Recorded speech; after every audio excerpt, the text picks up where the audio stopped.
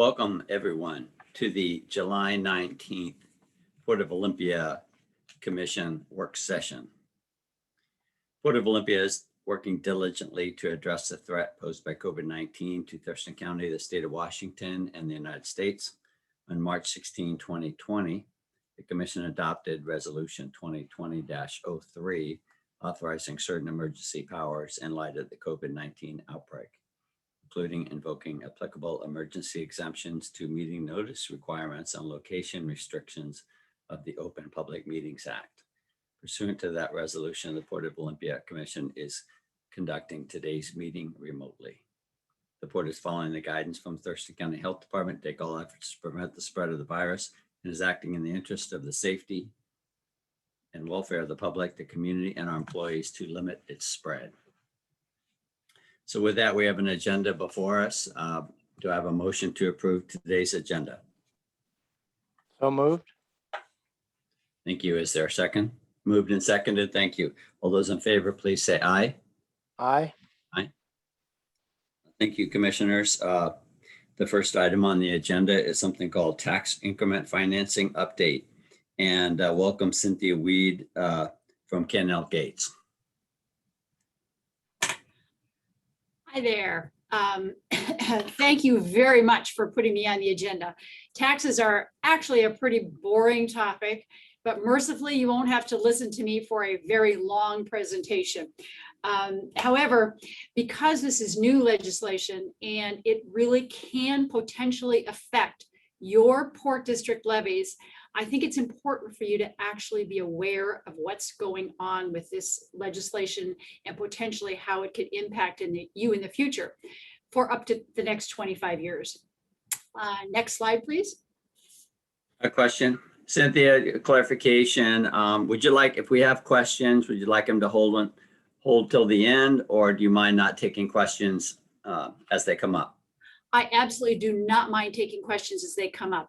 I will try to take a breath so that you're able, although I can see people and you wave at me or jump in, please feel free to ask questions because it's a complex topic. So I don't want to lose someone 5 minutes into it and then have somebody just going, I need to have this question answered before I can go to the next concept.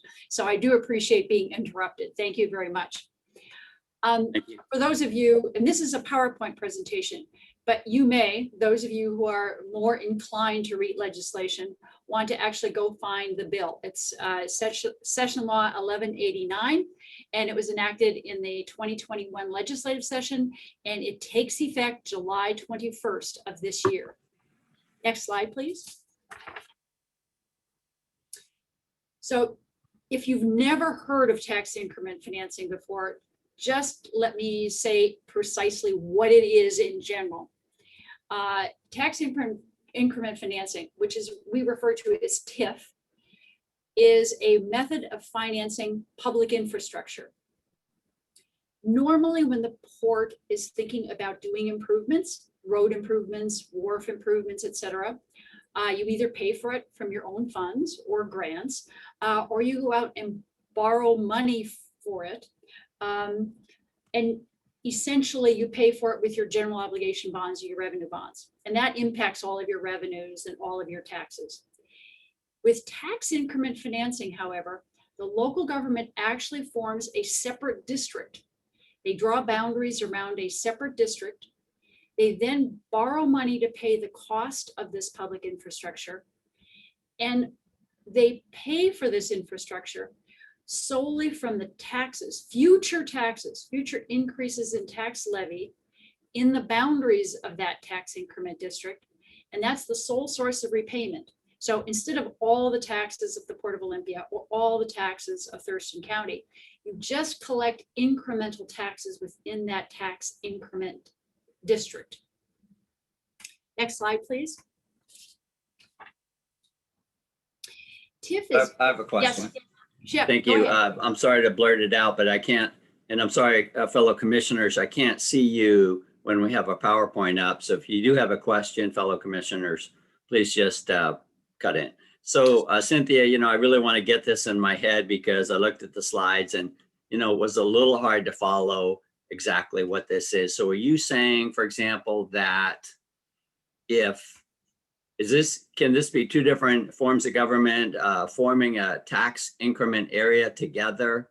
So for example, if we in the city of Olympia wanted to build some public improvement, could we go in on it together, or is this individual government entities using this on their own? Oh, this is very important. This is really the crux of the whole thing. You always are able to go together, and that's historically what you've done. You've always been able to work cooperatively to be able to get a project done. But under this particular piece of legislation, either you do it to them or they can do it to you unless you actually cooperate. So there's no consent required. So for example, Thurston County could form a tax increment area and include the property that is Port of Olympia property in their tax increment area, and they get to collect your taxes in the future. That's why or vice versa. So you're either going to be a winner or a loser. And that's why this is so important. This is a concept that has not existed before in the state of Washington, which is why it's really going to be hard to wrap your head around and go, really? They can do that to me? Or go ahead. Zita here with just a comment on that. So I think we'll talk more about this later, but an ideal scenario would be where we cooperate with the county on this type of planning. So we're not competing with them. Absolutely. And I think that's why, quite frankly, it depends on where you are, whether or not you're going to feel comfortable that cooperation can happen. My understanding is that largely in the Tri-City area, there has been a lot of cooperation between the port and the city and the county. And so I think depending upon where you are in the state of Washington, you're not necessarily feeling threatened. You see this as an opportunity to work together with your other communities. On the other hand, depending upon where you are in the state of Washington, the relationship may be a little more, how shall I say, less cooperative. And so one entity could decide to swoop in and cure their particular problem with your taxes or vice versa. And so I will say this, if people work together, I think this could actually be a positive thing, but it has potential. That's the reason why you want to be aware of this. TIF is actually used in many, many other states. Now, the legislation here is different from almost all the other states. And Before we move on, can I, oh, sure. Before you move off, the previous slide is where I had my questions.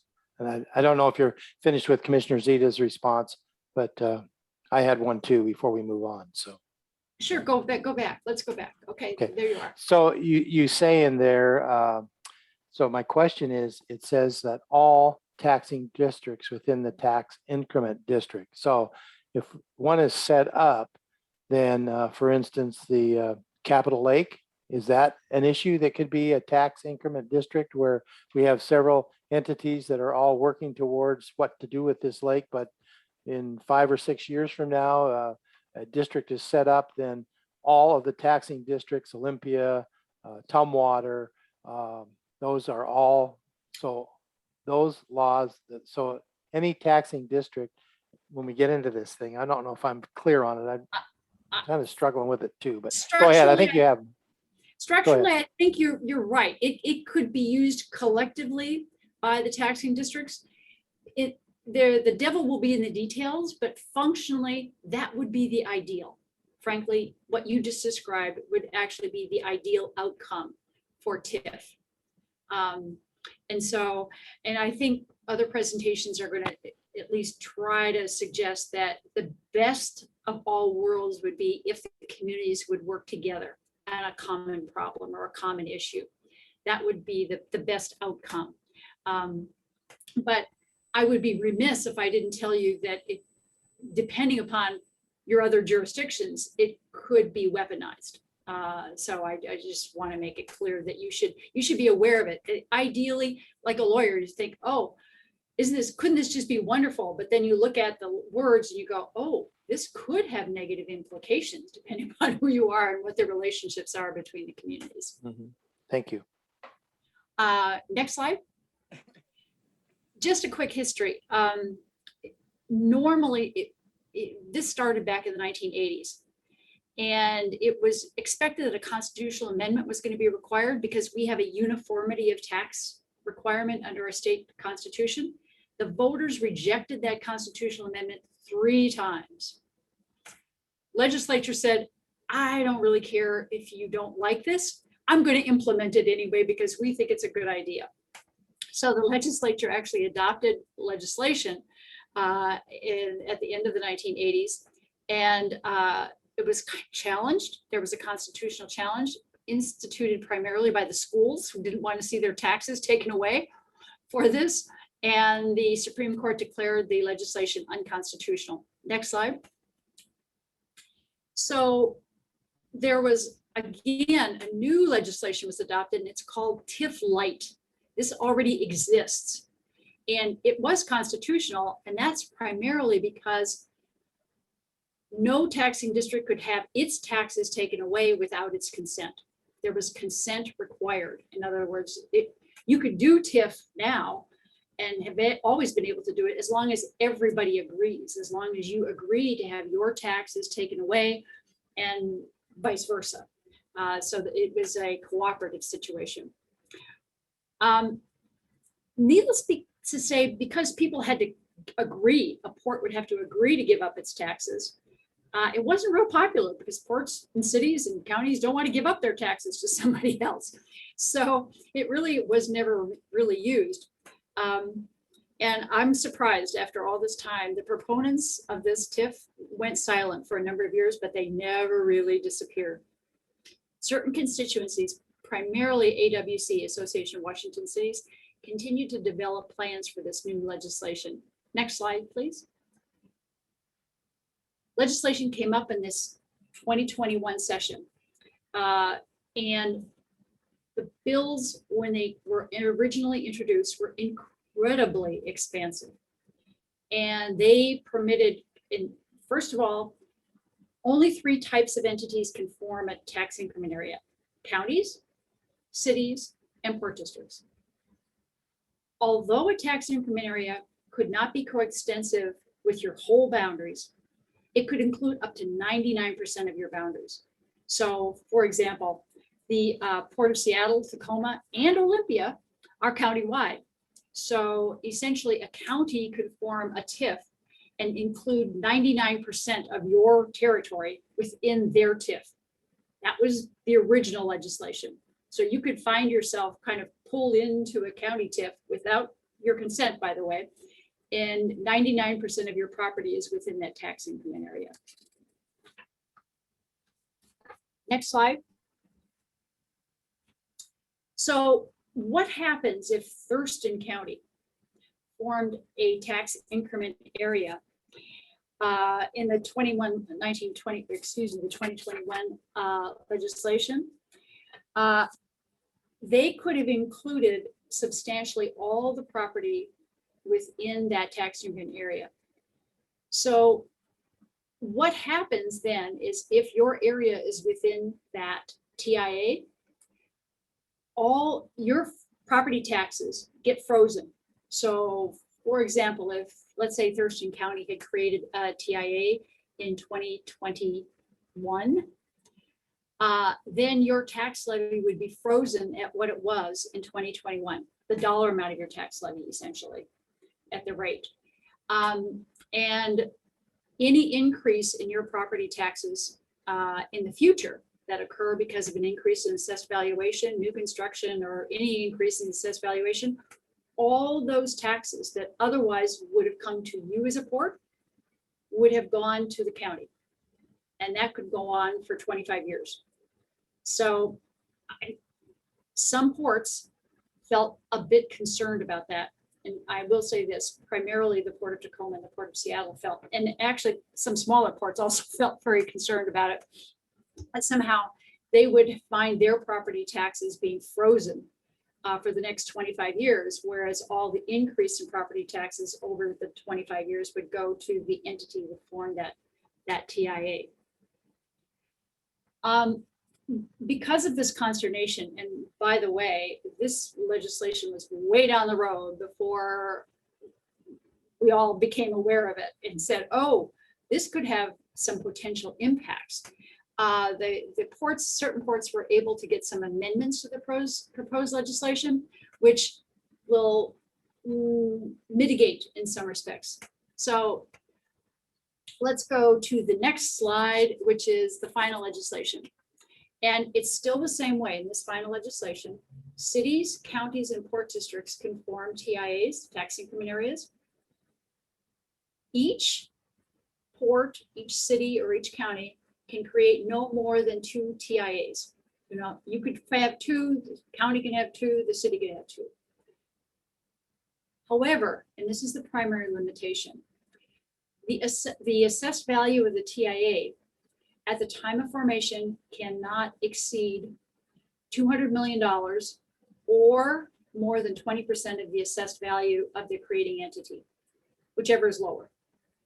And that's collective. So your 2 TIAs are limited to an original assessed valuation of $200 million or 20% of your overall assessed value, whichever is lower.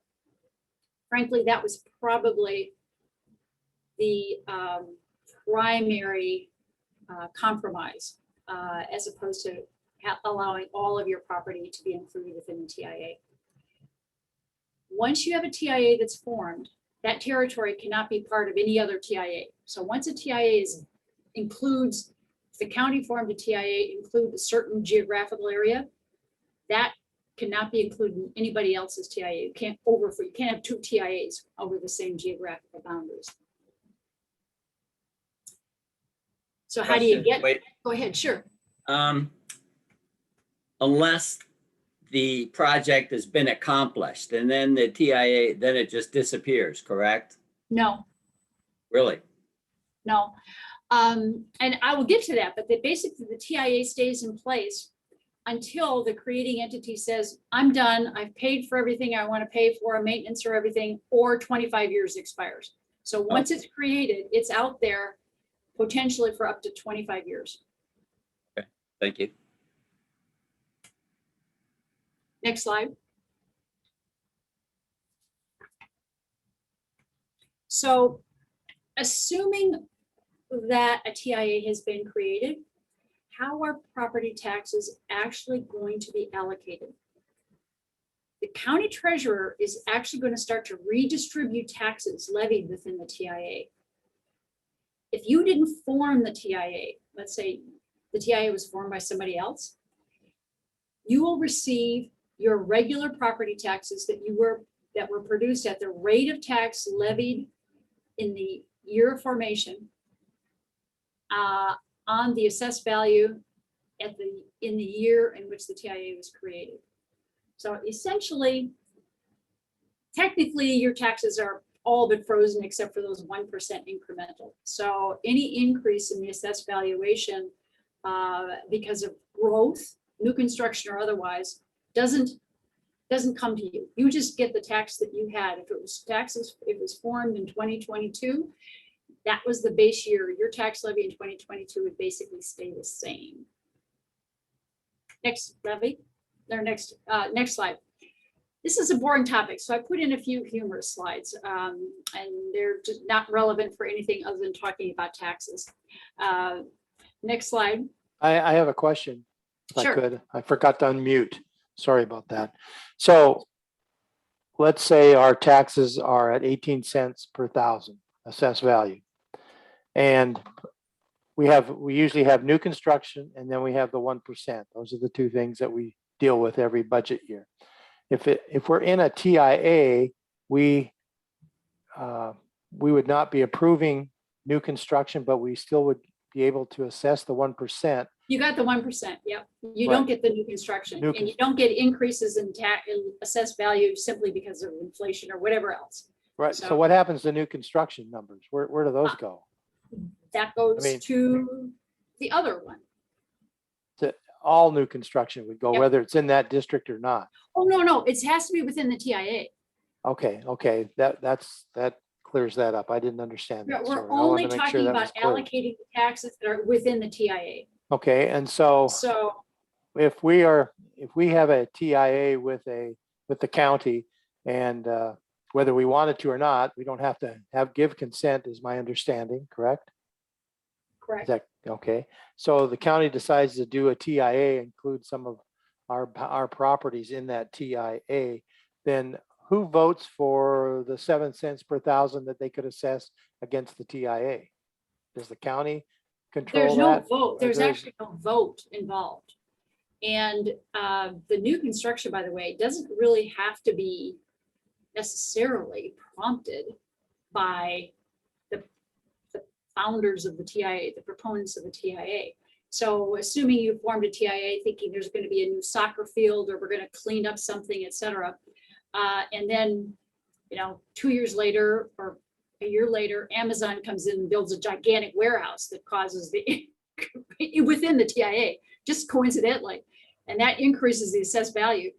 That's not coming to the port, that's going to the county, or vice versa. If you win, in other words, if you form the TIA, you're the beneficiary of all those increased property taxes because of new construction. So you can be there are winners and losers potentially.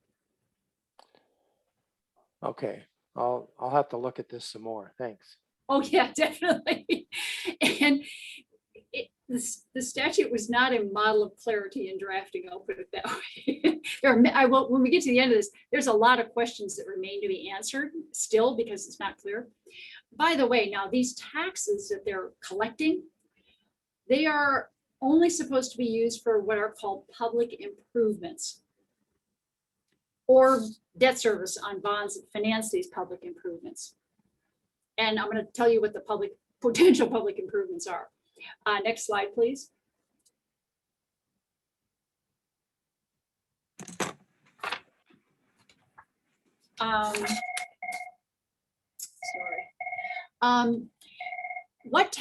First of all, I want to stop to say there are tax. This is real important for ports, especially one of these. What taxes are actually protected? And I can't put my phone on silent. It'll go away shortly. What taxes are actually protected? What taxes are not able to be taken by another taxing district? They protected the state taxes for the support of common schools. Local school district levies are also protected. Interestingly enough, port district or PUD tax levies are protected and can't be taken as long as they're used for the purpose of paying principal and interest on GO indebtedness, general obligation indebtedness.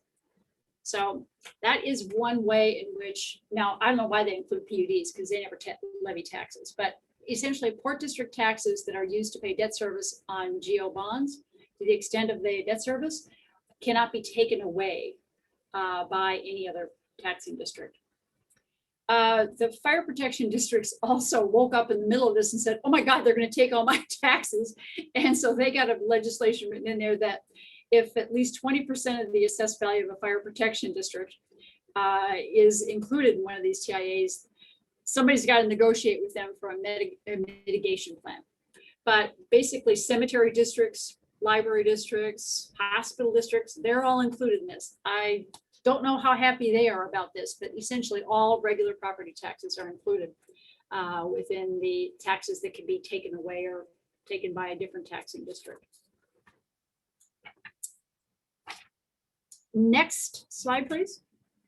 And this was the question you asked, how long does this tax diversion go on? It goes on until the forming district says, I'm done. I don't have any more need for those taxes, but it can't go any longer than 25 years. Next slide, please. Another one of those cartoons.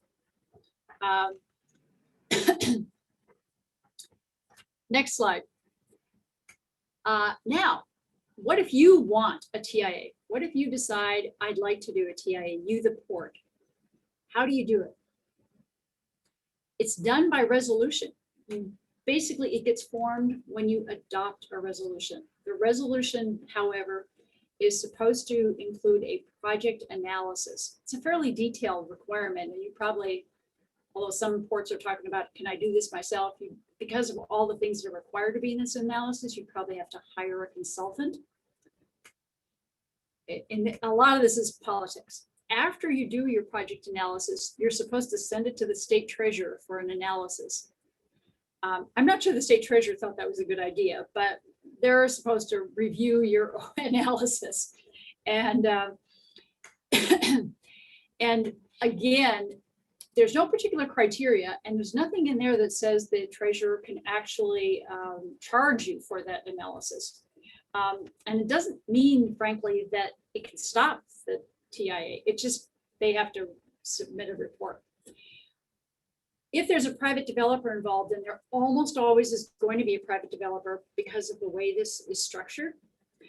You can charge the private developer fees. You can decide to work collectively with your partner in taxing districts. You can actually enter into local agreements. And frankly, I think they should be encouraged. And the county assessor and the county treasurer wanted a provision that said they could be reimbursed for all their costs because they have to provide information for your project analysis. Next slide, please. In order to actually do a TIA, the Port Commission would have to make certain findings. You have to say that these public improvements that you're doing are expected to encourage private development within the TIA. You have to find that all the private development will be permitted consistent with applicable zoning and development standards. And most importantly, you have to do that but-for test. You have to say the private developer would never have shown or never reasonably expected to have happened or showed up only through private investment. These public improvements were essential to actually convince the private developer to show up and do that private developer's project. So it's supposed to encourage private development, not be a gift of public funds, but it's supposed to be that last step that is going to actually make this private development happen. Next slide, please. So assuming that you actually form a TIA or the city or the county, what can you do with the money that you collect? Or the debt service that what are the public improvements that can be financed? The first set was wild. It's really trimmed down, but it's a kind of a hobgoblin of things that you can do with this money. Logically, street and road construction, water sewer system construction, sidewalks and non-motorized transportation improvements, street lights. This is for the ports, parking, terminal and dock facilities, park and ride facilities and all other transit type facilities, park and community facilities and recreation areas. Next slide. Stormwater and drainage management, electric broadband or rail service. It's kind of a conglomerate there, electric broadband or rail service. This assumes that whoever is the forming this TIA can actually get into the broadband improvements. And then mitigation of brownfields. Next slide. This is where it actually gets a little more interesting. You can do rehab retrofit for energy efficiency, construction of housing for the purpose of creating or preserving long-term affordable housing. Keep in mind, you can do this as a port, but somebody could do this with your tax revenues. The purchase rehab for energy, again, purchase and rehab for energy efficiency. And then construction of and this one is combined with this for energy efficiency and construction of childcare facilities for serving children and youth that are low income, homeless, or in foster care. I'm not sure where the proponent for that one was, but it was childcare, primarily childcare facilities. And then you can actually do all future maintenance and security that is needed with respect to those public improvements. So if you did a road or whatever it is, you can maintain it or keep it up again for the next 25 years.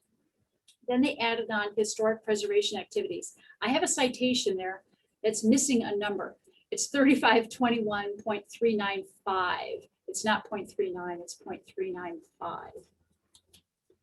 It's a historical preservation. Next slide.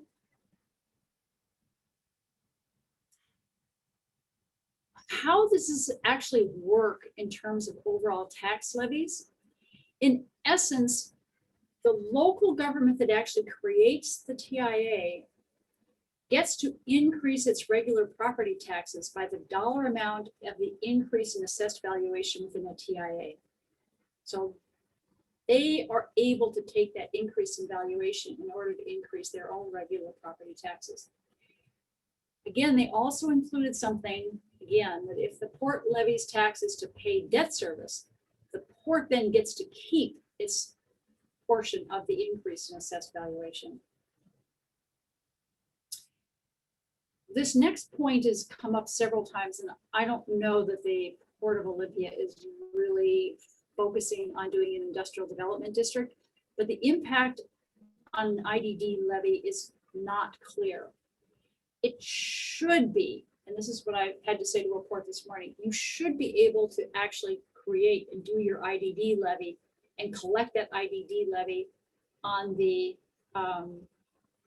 all of the property value, but it could be that your IDD levy is going to be reduced by the dollar amount allocated to the property within the tax increment area. The impact on your banked levy capacity is also unclear. Because of the way it's written, there are going to be a number of requests for and clarifications needed by the Department of Revenue about how this whole legislation is supposed to be interpreted. The one thing that was clear is that the assessor's office made it very clear that they're not going to be distinguishing between the increase in assessed valuation that occurs because of these improvements or the increase in assessed valuation that occurs because of other construction or just because of overall inflationary or other methods or other factors that would have increased your assessed valuation. So all increases in assessed valuation will just be pulled in regardless of whether they occur but for the private development or they're associated with the particular private development that prompted the formation of the TIA.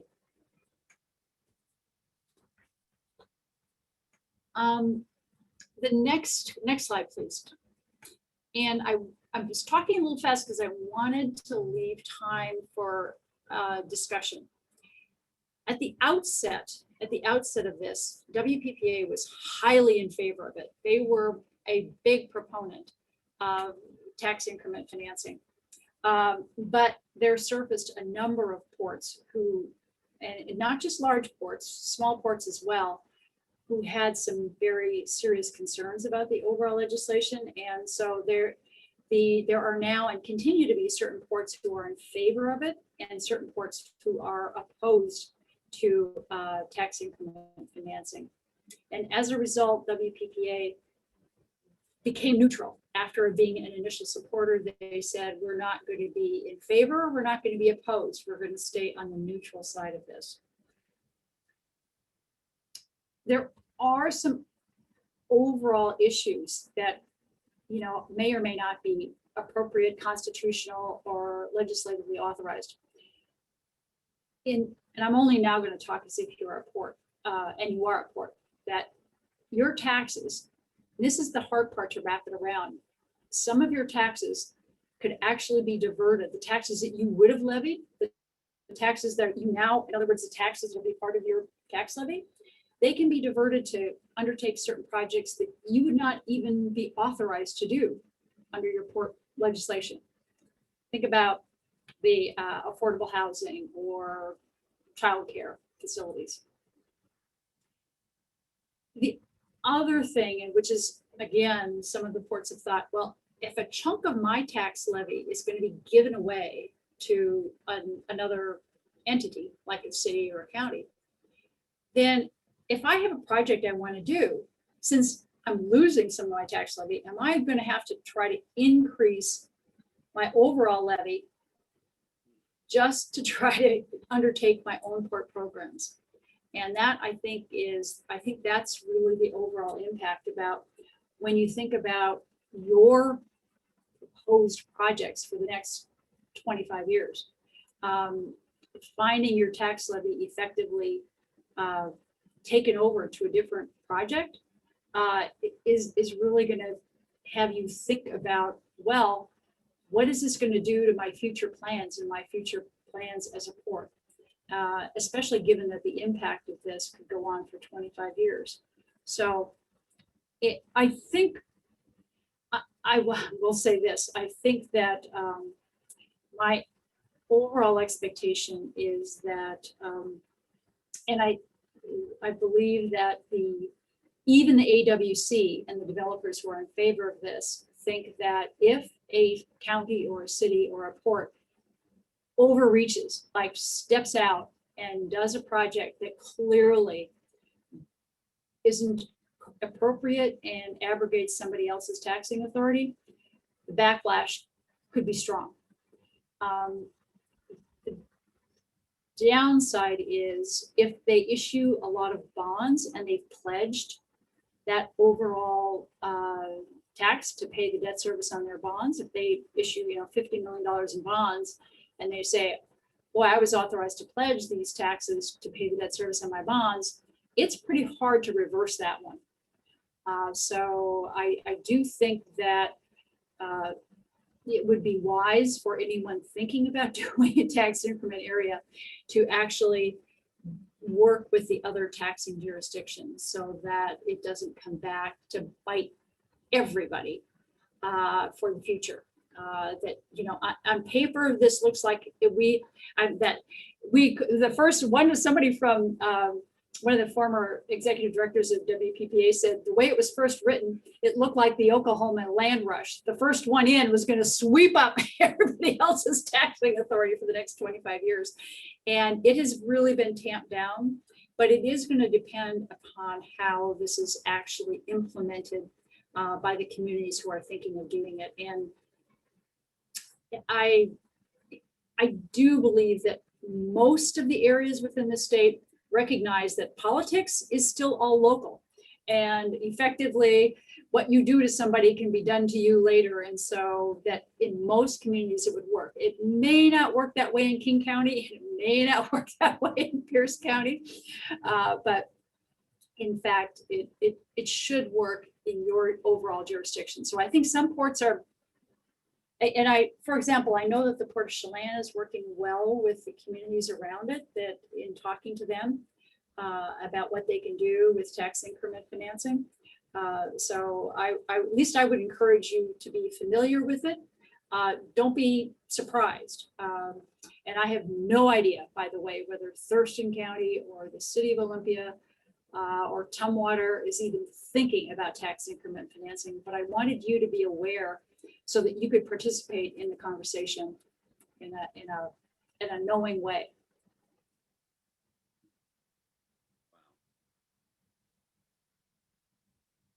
And Thank you, Cynthia. I took longer than my 30 minutes. I apologize. Oh, I see. Okay, well, that's fine. Boy, this is really complicated, but you're saying that it's in a lot of other states. So, and now it's come to the state of Washington. So I just pray to God we have some sort of heads up if, a neighboring jurisdiction wants to create a TIA right over the top of the Port of Olympia. It's in a lot of states, but Washington is unique in the number of taxing jurisdictions that you have. No other state has a number of different kinds of taxing districts who levy regular property taxes. It's, the city, most states, you got the city, you got the county. Even the airport in California is part of Los Angeles. And so we have so many taxing districts, mosquito districts. You've got all kinds of taxing districts in the state of Washington. And most of them weren't even at the table, and I think the reason the ports got quote unquote brought into the fold is because your taxing powers are more expansive than almost every other taxing entity other than cities and counties. And so I think that's probably politically why you were brought into it. And then, of course, the fire districts sort of woke up and went, uh-oh, I need my taxes for fire protection. Please don't take them away. And so, and likewise, hospital districts. I mean, there's just so many taxing districts, which makes us unique in having to deal with tax increment financing in the state of Washington. Yes. Thank you, Commissioner Cynthia. Zeta? Go ahead. Commissioner Zeta? Go ahead, Commissioner. Well, I want to thank you, Ms. Weed, for this tutorial, and thanks for your emphasis on the importance of working cooperatively with our neighboring government agencies. I went to a couple of the WPPA sessions on tax increment financing, and you have represented their evolving attitude about tax increment financing accurately. There was a lot of excitement at the beginning and more measured response now that it is understood better. Commissioner Downing, just want to reassure you, as Ms. Weed told us, if another local government tries to do tax increment financing, we will get a heads up. Because remember, they have to submit that project analysis. It has to go through the state, and so we're not going to get blindsided. I want to give a little bit more background on this to my fellow commissioners. Tax increment financing has been unconstitutional in Washington state until now, partly because it has had a really troubled history in other states. It's had negative impacts on publicly funded services like schools and fire services. And so Washington state has been wary of that and has built in protections for those services. In the current legislation, tax increment financing has historically been often used for racist real estate practices. For example, doing high-end developments that displaced affordable housing in communities of color. And so if we are considering doing any projects with tax increment financing, we need to pay attention to equity and to public benefit, because tax increment financing has some really bad history with equity and public benefit. So the port, I recommend that the port not consider doing any tax increment financing independently. We should only consider it, if we do at all, in cooperation with the county. In particular, it would be bad for the port to consider doing this for Panattoni. I can imagine that the port may be tempted to use tax increment financing for roads, storm ponds, and stuff like that at Panattoni. That would be bad because it would be for the benefit of a big developer, and it would have both equity and public benefit consequences. So we need to be really careful about that. A good example of a use of tax increment financing might be broadband. If we were to consider that, we should only do it in cooperation with the county's broadband action team, and only after checking out all other options for funding. And there are other options for funding. Thank you for those comments, Commissioner Zeta. We want to move on to our next topic, but I do want to ask Commissioner McGregor any last comments before we move on. No, thank you, Cynthia, for the presentation. And I'm still going to look into this a little bit further. I don't know that I'm really in favor of something like this.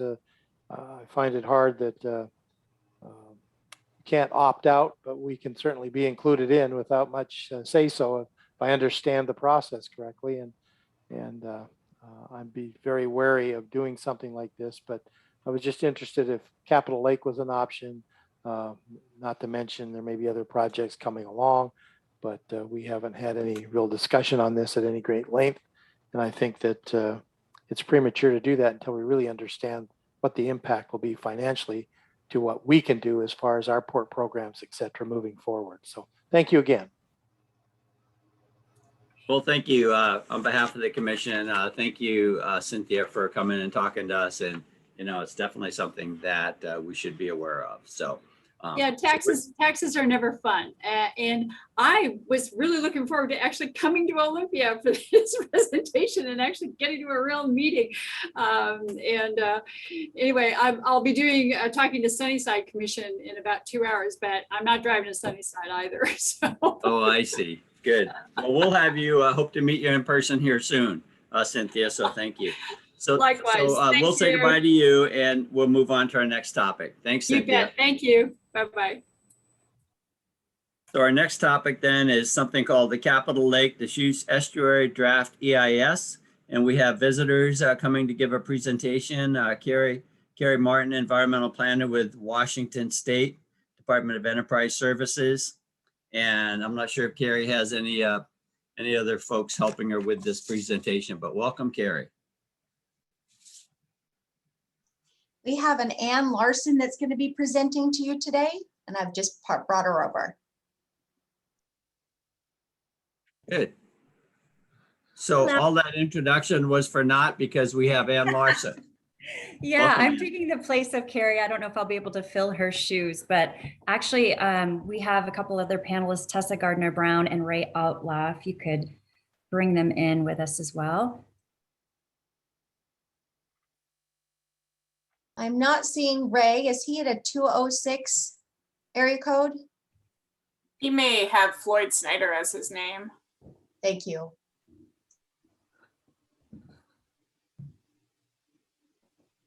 All right, well, I'll get us started. So my name is Ann Larson. I'm the Director of Government Relations for the Department of Enterprise Services. So we just want to thank you so much for having us today. We are so excited to share with you the key findings of the draft EIS. We want to thank you for your continued collaboration and support of this project.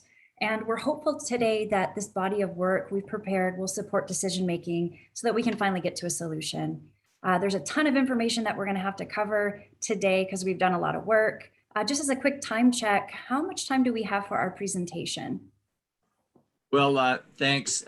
We have you down for 80 minutes, so an hour and 20 minutes. And so we may have to, if we don't if we get to the end of 2 hours and we need a little bit more time, and then I may ask the commissioners for a time extension. So, but basically we have really an hour and 13 minutes left. Okay, great. And who has the slide deck actually? Is that something? Oh, perfect. Wonderful. All right, if you could, next slide actually. So this slide shows. Before you get started, Dan, and we had a presenter in the prior issue. And so I asked this question right at the beginning, which is, when would you like to take questions? Are you able to take questions as you go through? If, let's say it's a burning question, otherwise wait until the end. What do you prefer? That's a great question. So we actually have stops throughout the presentation for questions. You can put questions in the chat, and Ray, who's with us, will be monitoring that. We'll try to answer those during those question blocks, but if you have a burning question, obviously feel free to ask that, but we do have those stops for that. So what you have in front of you is the agenda. We're going to be presenting a range of information, including a lot of the technical work from the interdisciplinary EIS project team. We're going to have things moving at a pretty quick pace, so we get through this full slide deck. And with that, I'm going to turn it over to Ray to introduce himself. So thank you. I'm sorry to interrupt already. I'd like to ask staff to enable the chat. Thank you. Oh, thank you, Zita. So thank you, Commissioner Zita. We don't have chat, and Commissioner Zita mentioned that, but we took chat away because it was distracting to the meeting. So hopefully we can get through this without the chat. Thank you. That'll work.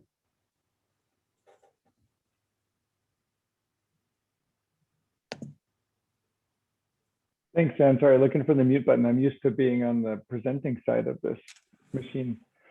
Yeah, Ray Outlaw with Floyd Snyder. Thanks for the introduction. And Tessa, are we jumping into slide 3 here? Ready to go? All right. Well, thanks for having us. A little bit of background. The project area that we're talking about today is the 260-acre Capitol Lake that is managed by the Department of Enterprise Services. That's under long-term lease with Department of Natural Resources through 2028. The area extends to the northern point of West Bay of Bud Inlet. West Bay is not managed by Enterprise Services, but the project actions may occur in West Bay, so it is included in the project area. The parks and public space adjoining Capitol Lake and within the jurisdiction of Enterprise Services are also included in the project area.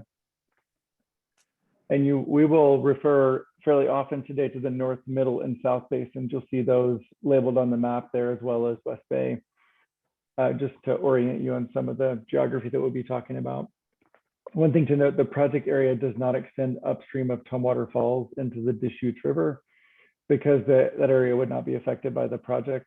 However, the EIS does recognize that changes upstream in the watershed could affect conditions in the project area given the interconnectedness of the system. Next slide, please. A little bit of background. Enterprise Services has been developing this EIS for Capitol Lake Deschutes Estuary since 2018. That work is called Phase 2, but Phase 1 of long-term planning began in 2016 and resulted in these shared goals. These goals are common across all the alternatives. So regardless of which alternative or alternatives you may support, this allows for an unbiased evaluation across those very different alternatives. And I'll define those in just a couple of slides. You'll note the addition of environmental and economic sustainability is that bullet to the bottom there, which was added to the purpose and need of the project in an effort to be mindful of fiscal and environmental responsibilities.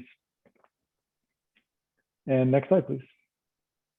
Before we take a look at some maps that are the alternatives that were considered in the EIS, we wanted to note there are some common elements to all of the action alternatives. Action alternatives is another phrase that you'll hear us say throughout today, and that collectively includes the managed lake estuary and hybrid alternatives and differentiates them from the no action alternative that's used for baseline comparison. So the things that are common, we start with dredging. Initial dredging would be required for all of the action alternatives during construction. And those initially dredged materials would be beneficially reused in other areas of the lake basin to construct habitat. And I'll show you what that generally looks like on a map here shortly. But that beneficial reuse is a significant cost savings compared to disposal. All of the action alternatives will also require maintenance dredging, but those activities vary by location and frequency. And Tessa is going to talk about that in just a few slides. There will be boardwalks in the middle and south basin, a boat launch at Marathon Park for hand-carried watercraft, and the dock at the interpretive center in the south basin will be rebuilt similar to today. A pedestrian bridge, a bike and pedestrian bridge, excuse me, would also be added along Fifth Avenue to support multimodal access around the water body, and decontamination stations would be added to help prevent the spread of invasive species. Something you don't see here is formal swimming facilities. Those are not included because, excuse me, I lost my notes here. Not included because swimming is not part of Department of Enterprise Services mission, and there's no indication that that's going to change in the future. The former swimming beach in Capitol Lake was operated from 1964 to 1986 by the city of Olympia, not the state. The project, however, does not preclude an entity such as Olympia Parks and Recreation from negotiating a lease to operate formal swimming facilities in Capitol Lake, should water quality conditions be suitable and following separate environmental review. Next slide, please. Okay, so we'll quickly go through the three alternatives. The first up is the managed lake, which would retain the Fifth Avenue Dam in its existing configuration. The dam will be overhauled to significantly extend the serviceable life of the structure. The reflecting pool within the north basin would be maintained and active recreational use would be restored there. Sediment would be managed through that initial construction dredging and then recurring maintenance dredging in the north basin only. Sediment from construction would be used to create habitat areas in the middle basin to support improved ecological function, habitat complexity, and diversity. And you can see in the middle basin how that map has changed a little bit. The sediment would continue to accumulate over time and promote a transition to freshwater wetlands in the south and middle basins. And boardwalks I mentioned earlier, along with the bike and pedestrian bridge, dock, and boat launch would be constructed for community use. Next slide, please. Under the estuary, the Fifth Avenue Dam will be removed and an approximately 500-foot wide opening will be established in its place. This would reintroduce tidal hydrology to the basin, returning the area to estuarine conditions. Sediment will be managed through initial construction dredging in the basin and recurring maintenance dredging within West Bay. Dredge materials from construction would be used to create habitat areas in the middle and north basins to promote ecological diversity, though tide flats would be the predominant habitat type. The same boardwalks, Fifth Avenue pedestrian bridge, dock, and boat launch would be constructed. This alternative also includes stabilization along the entire length of the parkway to avoid undercutting and destabilization from tides, and upgrades to existing infrastructure and utilities. Next slide, please. One more alternative. The hybrid is similar in many ways to the estuary, including removal of the Fifth Avenue Dam, that same 500-foot wide opening, the boardwalks, pedestrian bridge, dock, and boat launch, stabilization, and upgraded utilities. Tidal hydrology will be reintroduced to the western North Basin and to the middle and south basins. Within the North Basin, a curved, approximately 2,600-foot long wall with a walkway will be constructed that creates approximately 45-acre saltwater reflecting pool. And that's that brown sort of arched line in the middle of the North Basin. A groundwater fed reflecting pool was also evaluated and is included in the EIS. Construction and maintenance of this smaller reflecting pool combined with the estuarine condition elsewhere is what gives us that hybrid terminology or name. And again, sediment will be managed through initial construction dredging in the basin and recurring maintenance dredging within West Bay. Next slide, please. Quickly, a little bit about tides. Under the estuary and hybrid alternatives, the tides would be similar to Budd Inlet. The project team developed an inundation curve to get a better idea of how much time there would be water in the North Basin, and that's what you see in the bottom left-hand corner. And that tells us that roughly 80% of the time there would be water in the North Basin. On the right-hand side, you see representative tide charts for winter, summer, and fall days. And what we learned from that is that we would expect the largest periods of low tide and exposed tide flats to occur during the day in summer and during the night in winter. Next slide, please. Really quick slide here. This is just the draft EIS chapters. I've talked quite a bit about chapter 2. Tessa and I are going to talk more about chapters 3 through 5, and then Tessa will close us out today with some discussion on chapter 7. Next slide, and our first question break.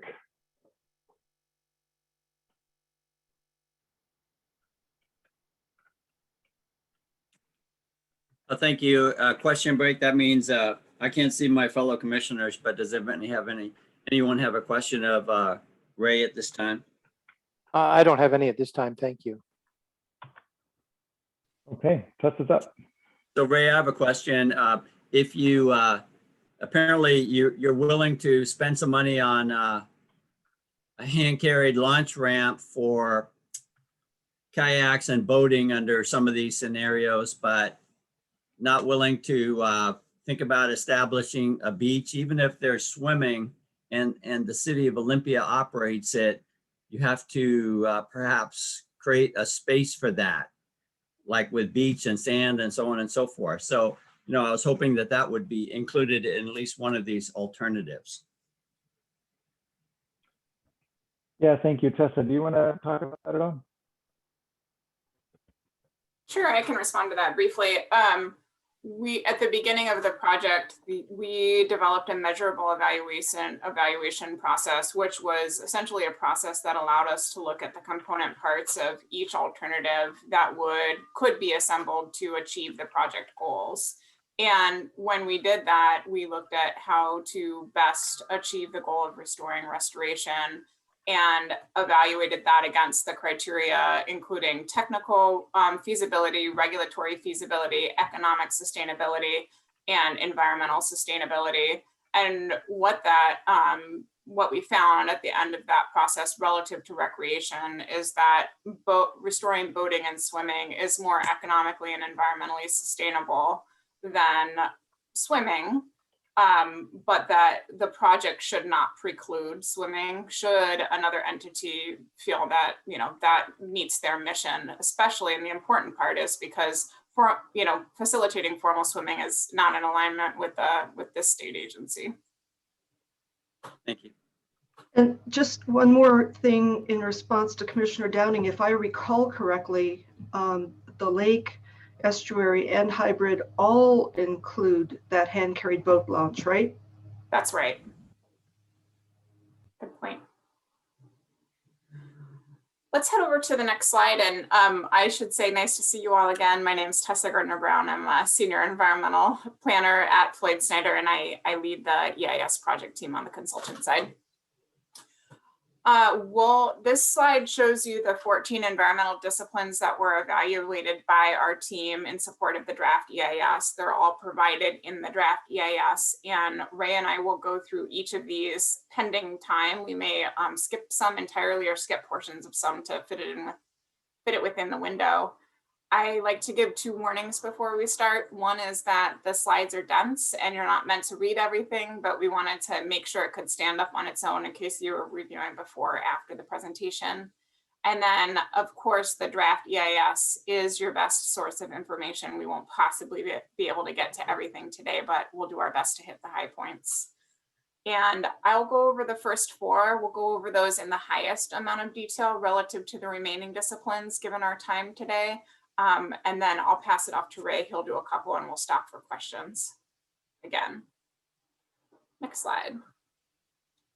So for this project, we built a numerical model to compare the project alternatives quantitatively to evaluate maximum water levels and flow velocities, the extent of potential upland flooding, and then sediment transport through the project area. And we used a state-of-the-art modeling system.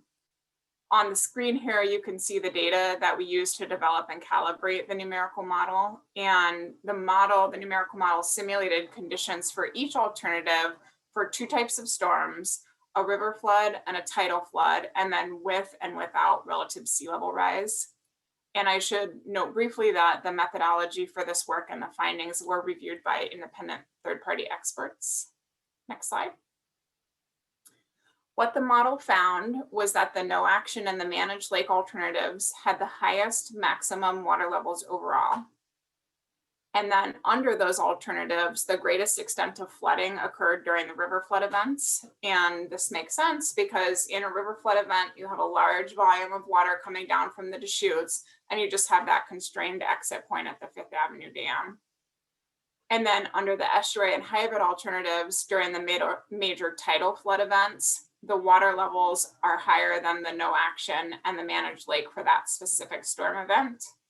And that makes sense too, because the Fifth Avenue Dam would no longer be in place as a barrier between the tidal fluctuations and the basin.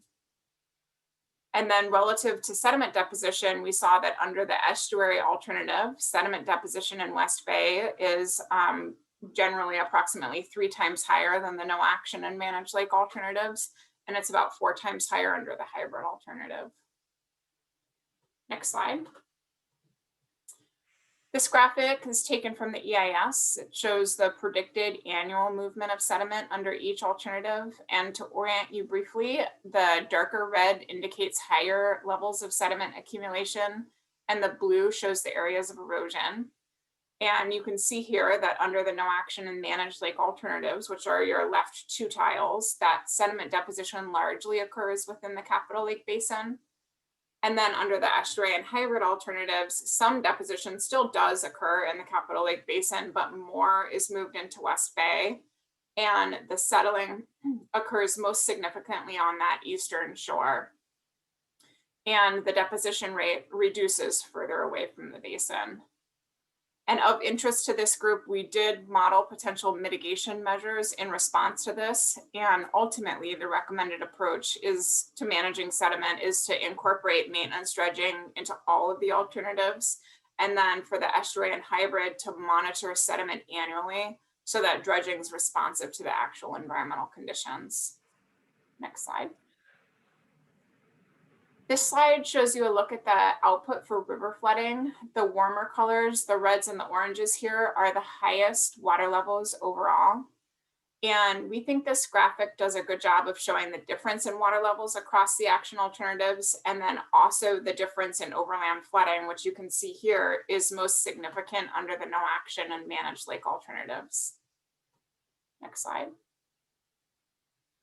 This is the output from the numerical model for tidal flooding, and it's the same scale as the other graphics, so you could put them side by side to compare. And you'll see that the estuary and hybrid alternatives have higher water levels than the no action managed lake for this flood event, but that the extent of overland flooding in the downtown and port area are similar across the alternatives. And this is all explained in good detail in section 4.1 of the EIS. Next slide. So for navigation, we evaluated a range of data to establish baseline conditions, and you can see that here on the screen, and you may remember some of it from our coordination with you. One of our key items in the analysis was working with the Corps, the port, that you all, and the marinas to understand when maintenance dredging occurs under existing conditions, so that when we look at future conditions, we can know when maintenance dredging would also need to be triggered. Next slide.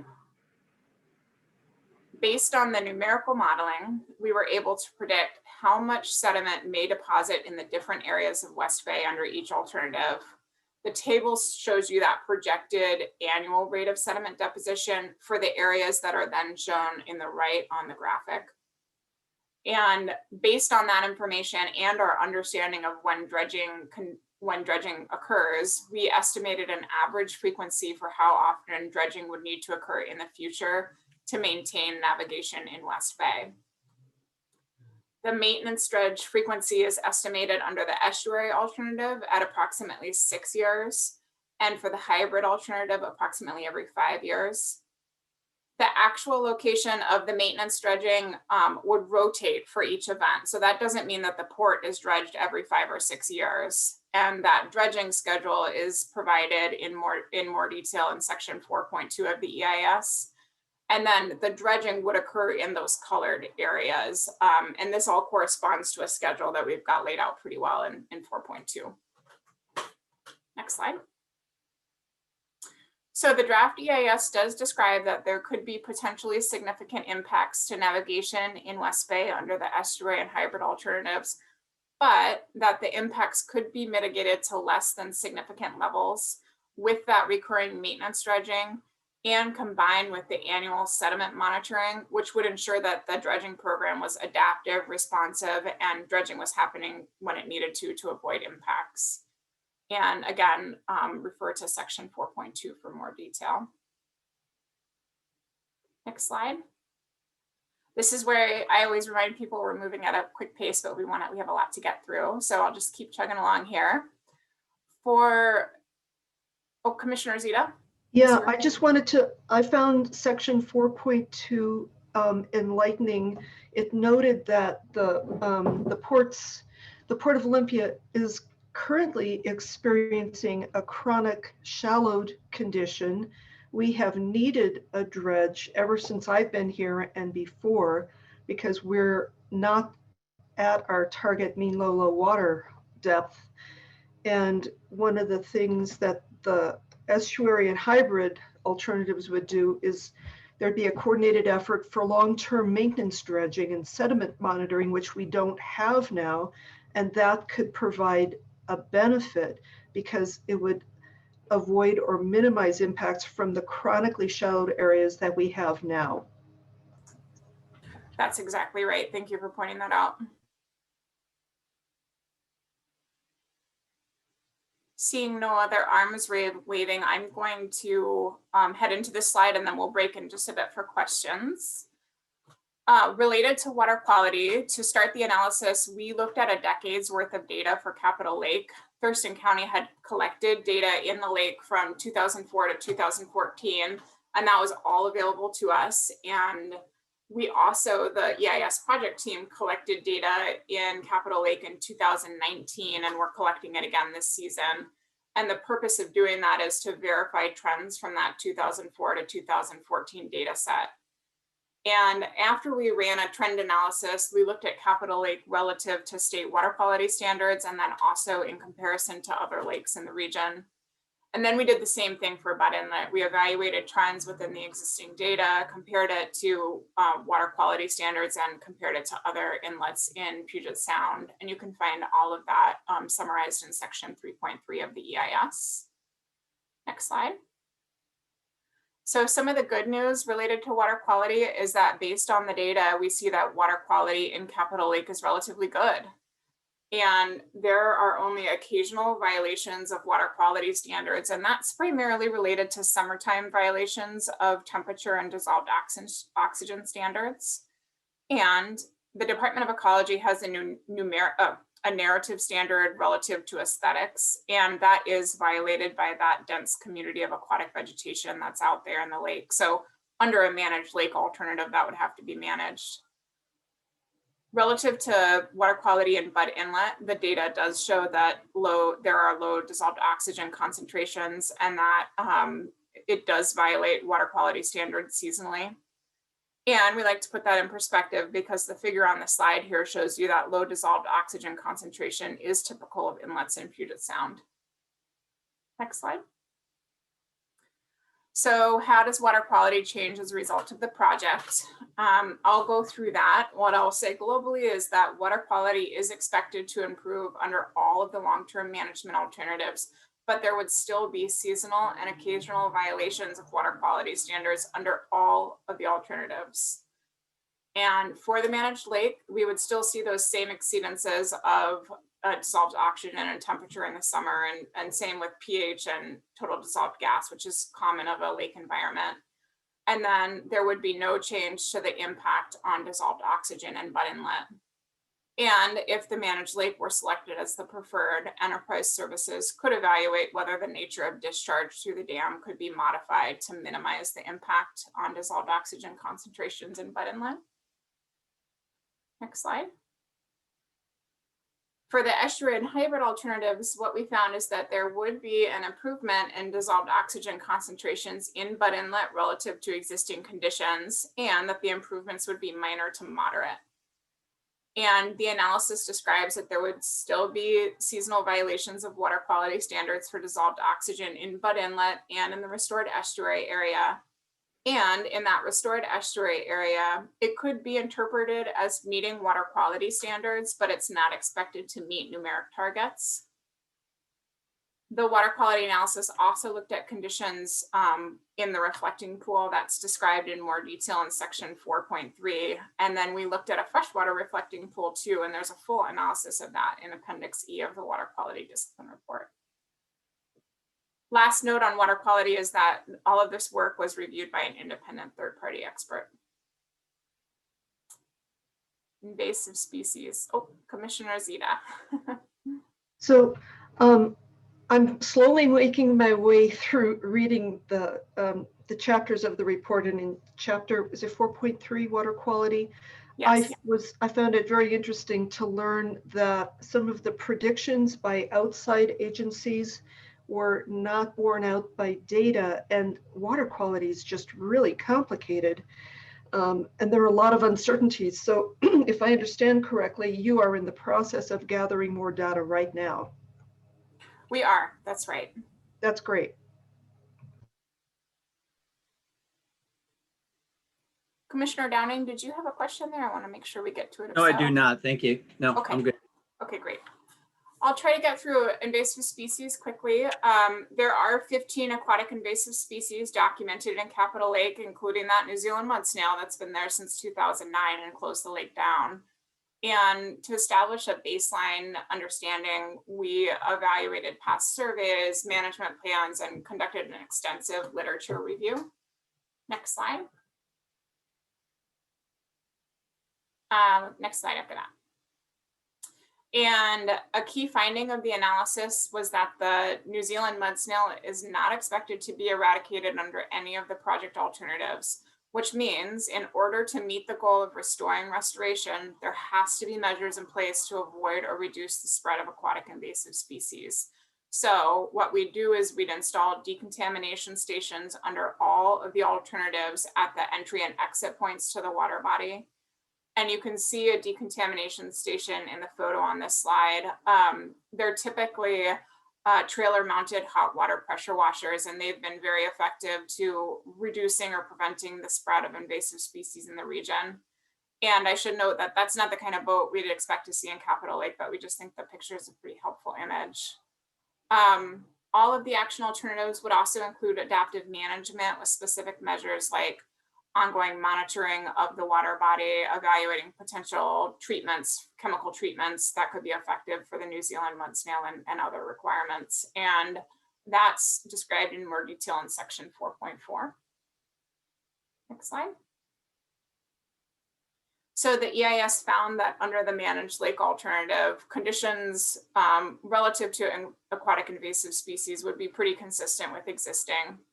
And relative to the New Zealand mud snail, we know that the density is the greatest under the managed lake alternative because it really thrives in fresh water.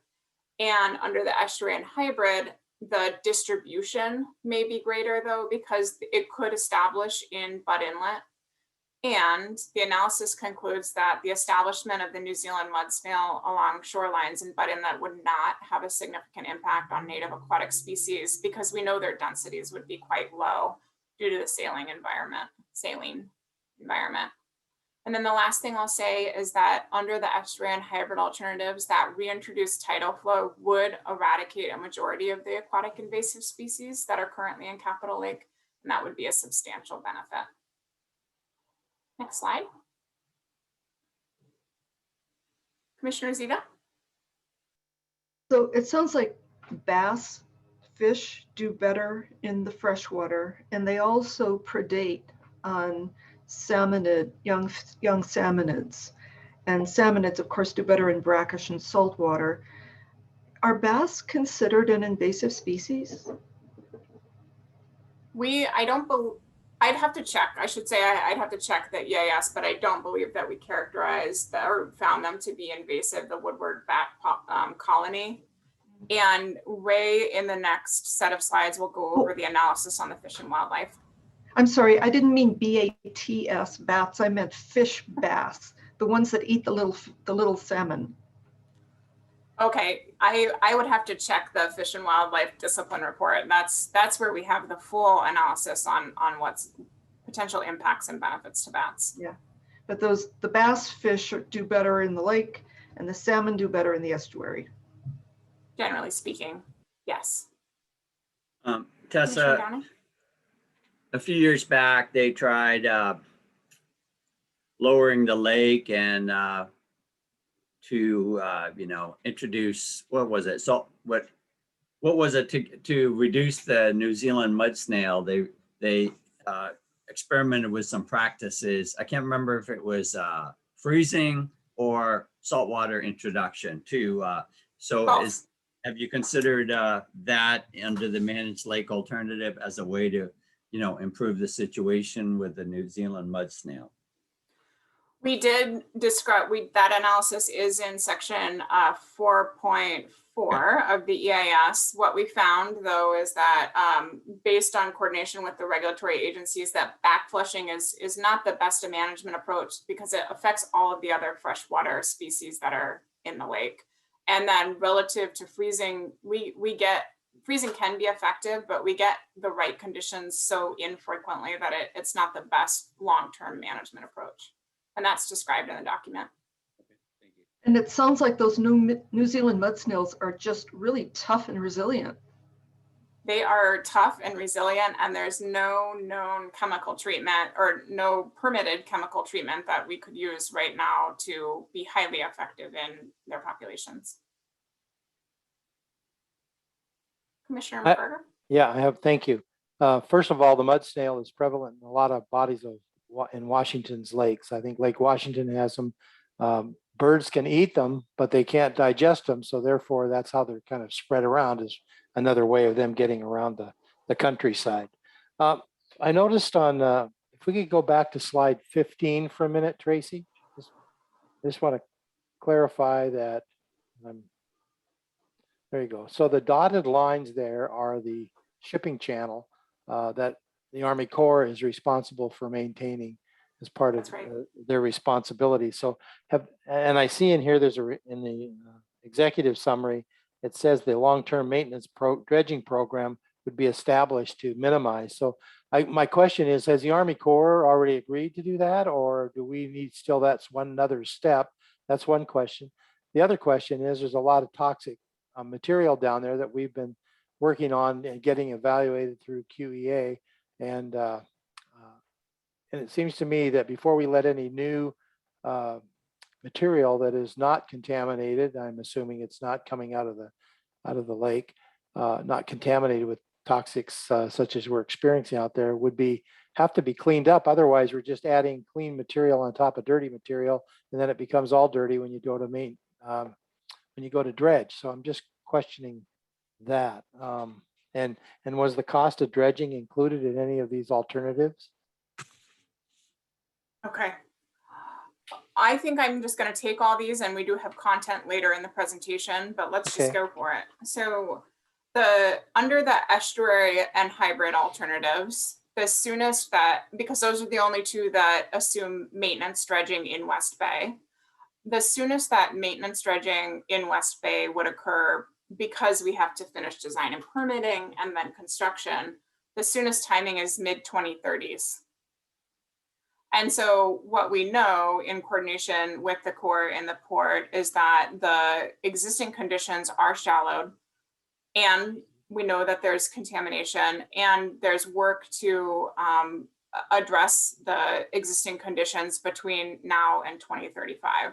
If not, your dredging would continue to be impacted for the next 15 years and so on. So that is one of the existing assumptions.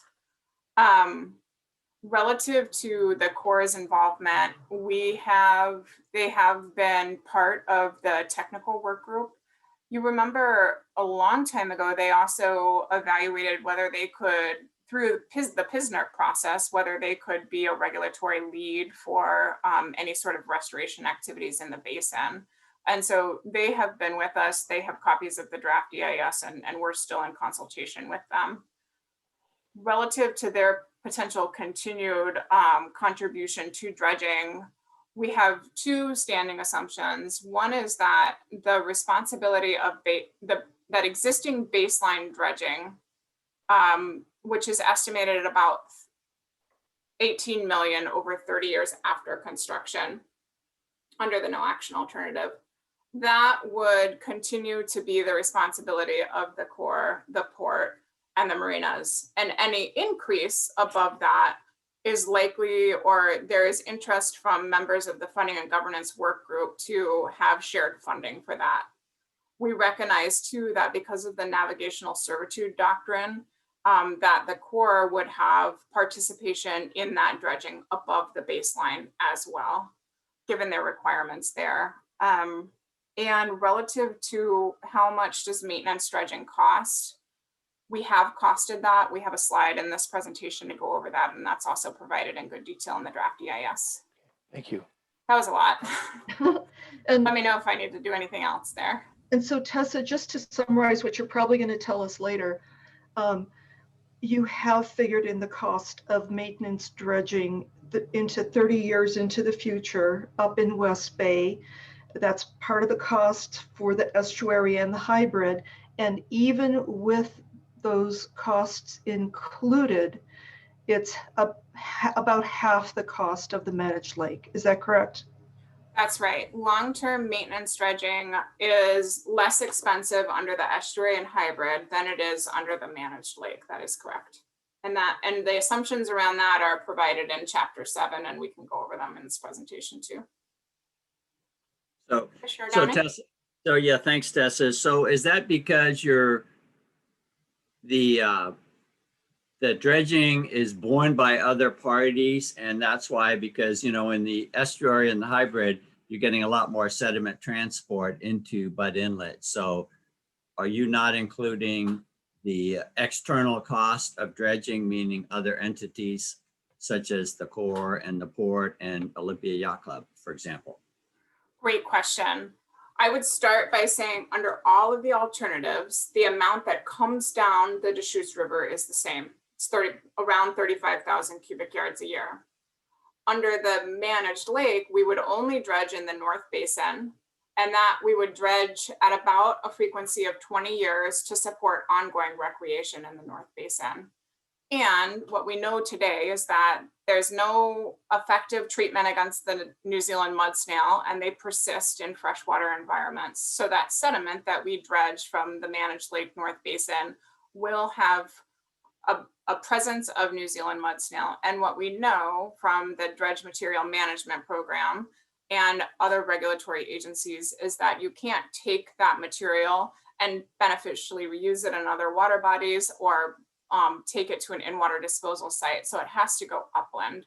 So the cost for the managed lake dredging is more expensive than the estuary and hybrid because we would load it into trucks, pay for the transport, and then pay for its disposal at an upland site.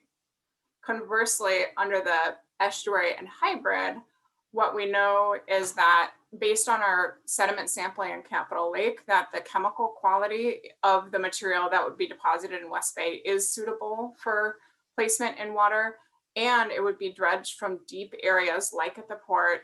And New Zealand mud snail is not expected to have a presence in deep water because they prefer shallow water, and they also will have such low densities because of the saline environment. So for those two reasons, we expect under the estuary and hybrid, the material could be put on a barge and taken to the Anderson Ketron disposal site or another in-water disposal site, which is much cheaper.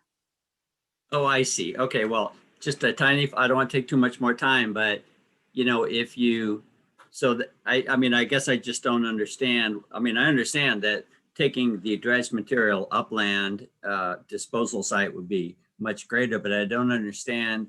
So you're telling me that you can't transport the New Zealand mud snails, even though they're fresh water and they would die in the salt water, you still can't transport that dredged material into a deep water site in Puget Sound.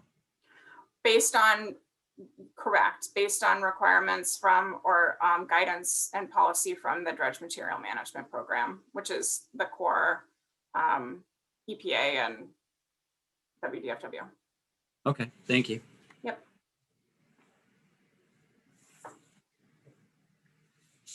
Okay, time check. We have 30 minutes left, and we have a whole bunch of slides. So I think at this point we'll start skipping. And if there's something you want us to skip entirely because it's not of interest to the board, just wave your hand and we'll do that. Thanks, Tessa.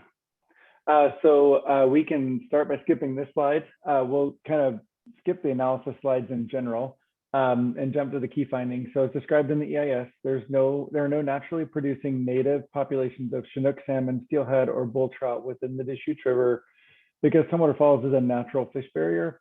Non-hatchery origin fish may occasionally enter the basin, but the majority of the salmon in the basin are of hatchery origin. The EIS found that the continued configuration as a lake under the no action and managed lake alternatives would limit the ability of the habitat to provide the full suite of ecological functions required to fully sustain populations of salmon. Conversely, these alternatives would maintain the freshwater lake, which is an important feeding area for local bats. Under the estuary and hybrid, the conversion of freshwater lake to an estuary would reestablish a natural gradient of freshwater to saltwater. The EIS describes that this would improve the fitness of out-migrating juvenile salmon and would benefit many of the species important to the local tribes. The analysis also recognizes that due to historic declines, estuary habitat is a scarce and valued habitat in the region as compared to deep water, freshwater habitats, which remain relatively abundant. Next slide, please. So the EIS determined that active lake management under the managed lake would have some minor benefits to fish and other aquatic species, although fish use would remain similar to existing conditions. Under the estuary and hybrid, the EIS found that conversion of the freshwater lake to a tidally influenced estuary would substantially benefit salmon and other marine species by improving migration conditions and providing more habitat and better rearing habitat. Benefits would be somewhat muted under the hybrid alternative. The EIS determined that the loss of freshwater habitat under the estuary and hybrid would be a significant impact on freshwater fish and on bats that use Capitol Lake for foraging. These are unavoidable impacts for which no feasible mitigation has been identified. And you can find a lot more information on fish and wildlife in section 4.5 of the EIS. Next slide, we can skip that one and go straight to the wetlands key findings. So under the managed lake, there would be a transition from deep water habitat to vegetated freshwater wetlands in the middle and south basins, both from habitat enhancements constructed as part of the project and from continued sediment deposition in the basins.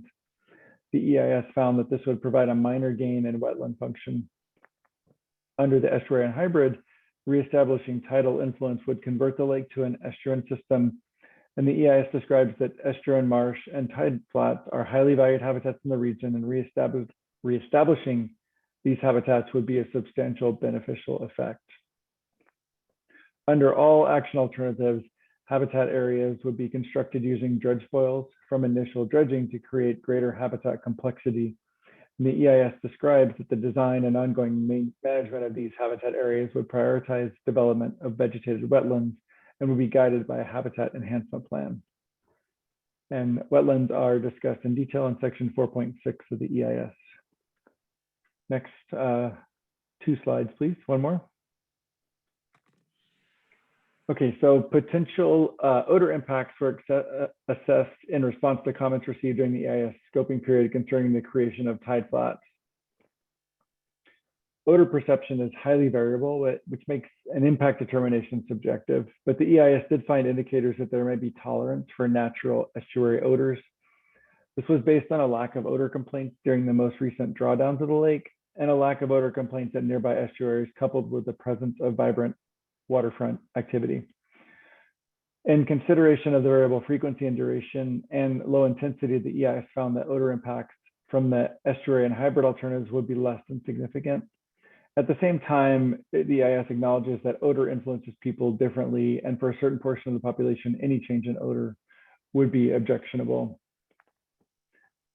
In this section, we also looked at air quality. While the estuary and hybrid would have the highest combined construction and operation related greenhouse gas equipment emissions, the vegetated marshes established under those alternatives are expected to sequester more soil carbon than would be expected in open water habitats under the managed lake.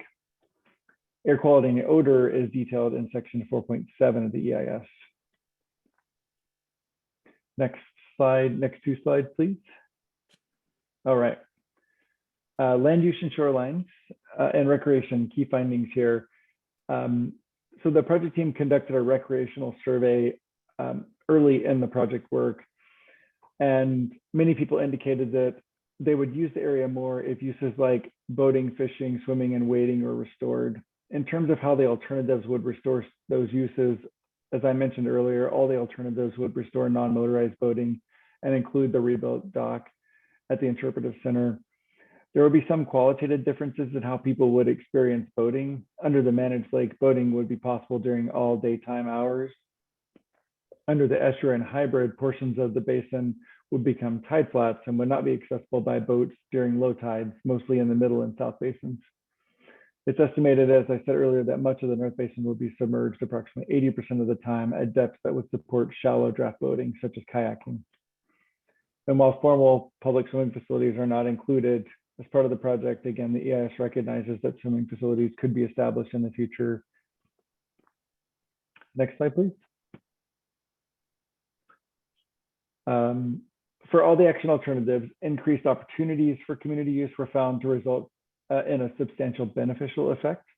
The EIS acknowledges that implementing the project is the only way to reintroduce in-water recreational uses.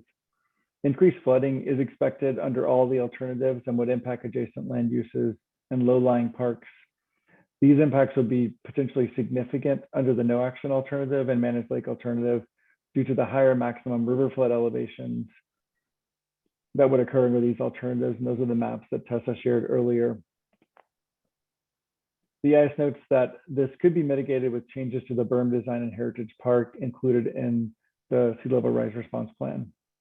Under all the action alternatives, uses would generally be consistent with plans and policies for the affected areas. Under the estuary and hybrid, there would be a need for some strip acquisition of land across associated with 2 parcels along the Deschutes Parkway realignment.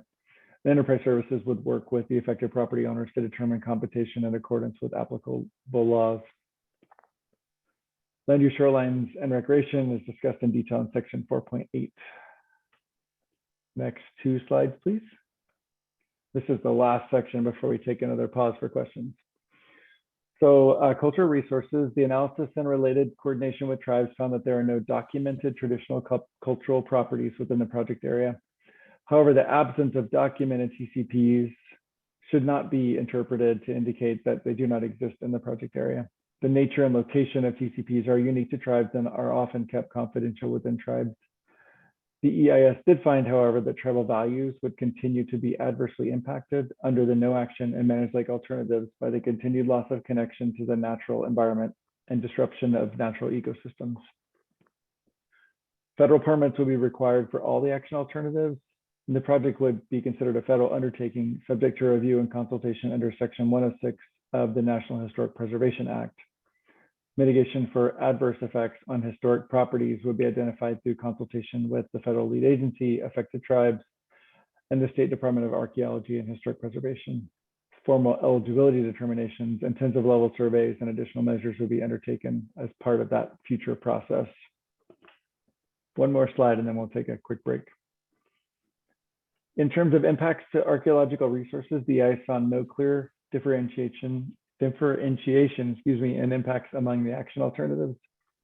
In terms of historic built environment resources, there will be a greater potential for impacts under the estuary and hybrid because a number of potentially eligible historic resources would be affected. Of note, if the recommended Deschutes Basin Historic Project district is determined eligible for listing, removing the Fifth Avenue Dam and elimination of the reflecting pool would permanently diminish the integrity of that resource's essential physical features.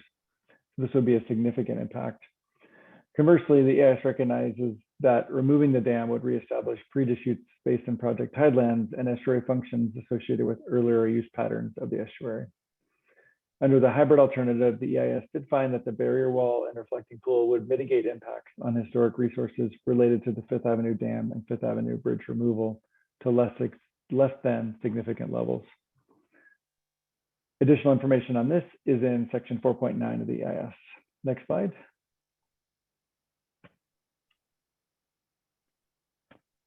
That was a crash course through about 5 disciplines. So if you have questions, I wouldn't blame you one bit.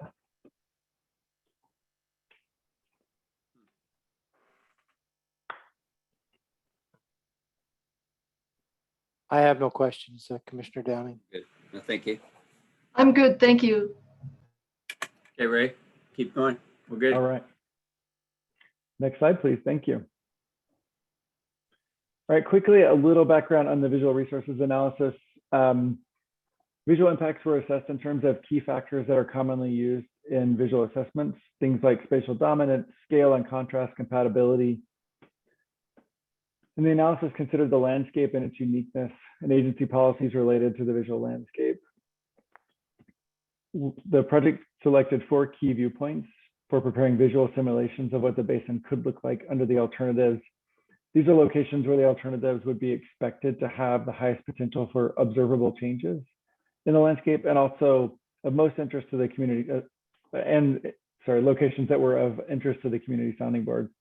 The visual simulations were developed using bathymetry and tide elevation data to depict areas of open water and tide flats, as well as schematic design information developed for project elements. Next slide, please. So this is the first of several viewpoints I'll show you quickly. This is from the Capitol Campus Overlook. It'll be much easier to pick these differences out and the features when you look at the larger 8.5 by 11 images in the draft EIS and also on the online open house. But we'll quickly walk through some of these. The 3 along the top show the estuary alternative at high tide, mean tide, and low tide, left to right. At high tide, which would occur approximately twice daily, there is full inundation with constructed habitat islands in view. As the tide recedes, tide flats would appear in place of open water, and then at low tide, also occurring twice daily, water would be visible only in the river channel. Importantly, the majority of the day, the North Basin would be partially inundated. The managed lake alternative in the bottom left will look much like it does now. The next two show the hybrid at high tide and low tide. And along the top left corner, you can see the 2,600 foot long barrier wall would be visible. And at low tide, the water levels in the hybrid pool would drop a bit, exposing some tide flats near the shore.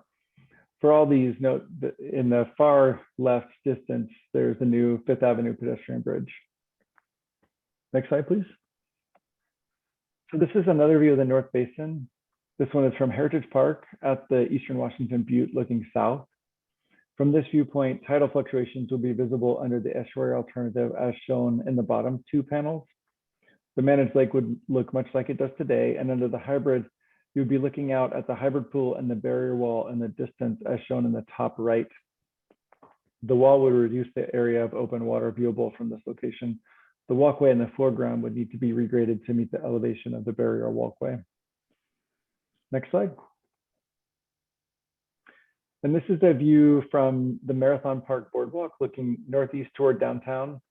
From here, the hybrid barrier wall from the estuary side of the basin presents a more dramatic visual change. As tides recede, as in the right panel, more of the barrier wall will be exposed with the tide flats. The wall would extend from 18 to 25 feet in height above the tide flats and would block views of the reflecting pool from the west side of the basin. It would become the dominant feature in this view. These and other key viewpoint simulations of the Middle and South Basin, as I mentioned, are in the EIS and in the online open house. Next slide, please. Two more, we go. Before summarizing the impact conclusions, first, a few notes from some of the mitigation measures identified to reduce impacts to the alternatives. For all the alternatives, design of habitat islands and shoreline plantings would include the establishment of view corridors where the landscape design allows for long vistas. For the managed lake, maintenance dredging could be scheduled to minimize impacts on views from Marathon Park during the summer season. For the estuary and hybrid alternatives, a view corridor could be established from the realigned section of Deschutes Parkway and 4th Avenue to maximize travelers' views toward the water. The hybrid barrier wall could have a textured concrete surface to improve the appearance of the structure, especially from the estuary side of the wall, where more of the wall would be exposed during low tides. Next slide, please. For the managed lake, the EIS found that there would be some loss of views of open water from new habitat areas in the Middle Basin, but the nature of this change would be compatible and harmonious with the setting, and impacts were found to be less than significant. Under the estuary, the EIS found that views would change substantially from those under the no action alternative due to tidal fluctuation in water levels that would expose tide flats. Despite these changes, the impacts were determined to be less than significant given the landscape would remain visually unified and harmonious with its setting among parks and a scenic drive. Under the hybrid, the EIS found that the barrier wall would not be harmonious with or contribute to a unified landscape, particularly as viewed from Deschutes Parkway and Marathon Park. The impacts on views in the North Basin could be reduced with mitigation, but will remain significant. And additional information on these visual resources will be found in section 3.1 and 4.1 of the EIS. Next slide. All right, that was only one discipline. Questions on the visuals? I have a question for you, Ray. Yeah, you're right, that barrier wall is not too attractive. Why, with all this dredge material and so forth, why can't we make a impregnable earth berm type wall to around the hybrid lake? Tessa, I see you coming off mute. Oh, sure, I can take it. Go ahead. The sheet pile wall better supports the proposed multimodal path, which, a number of recommendations have been made to use that space for public viewing and also as a continued loop around the lake. That, seismic stability for that public feature can't be guaranteed with a barrier wall. But what we've heard in some of these briefings is, could you build a habitat island right in front of the barrier wall? And so we hope to receive that comment on the draft EIS, and we would definitely take a look into that, and that could support visual resources, certainly.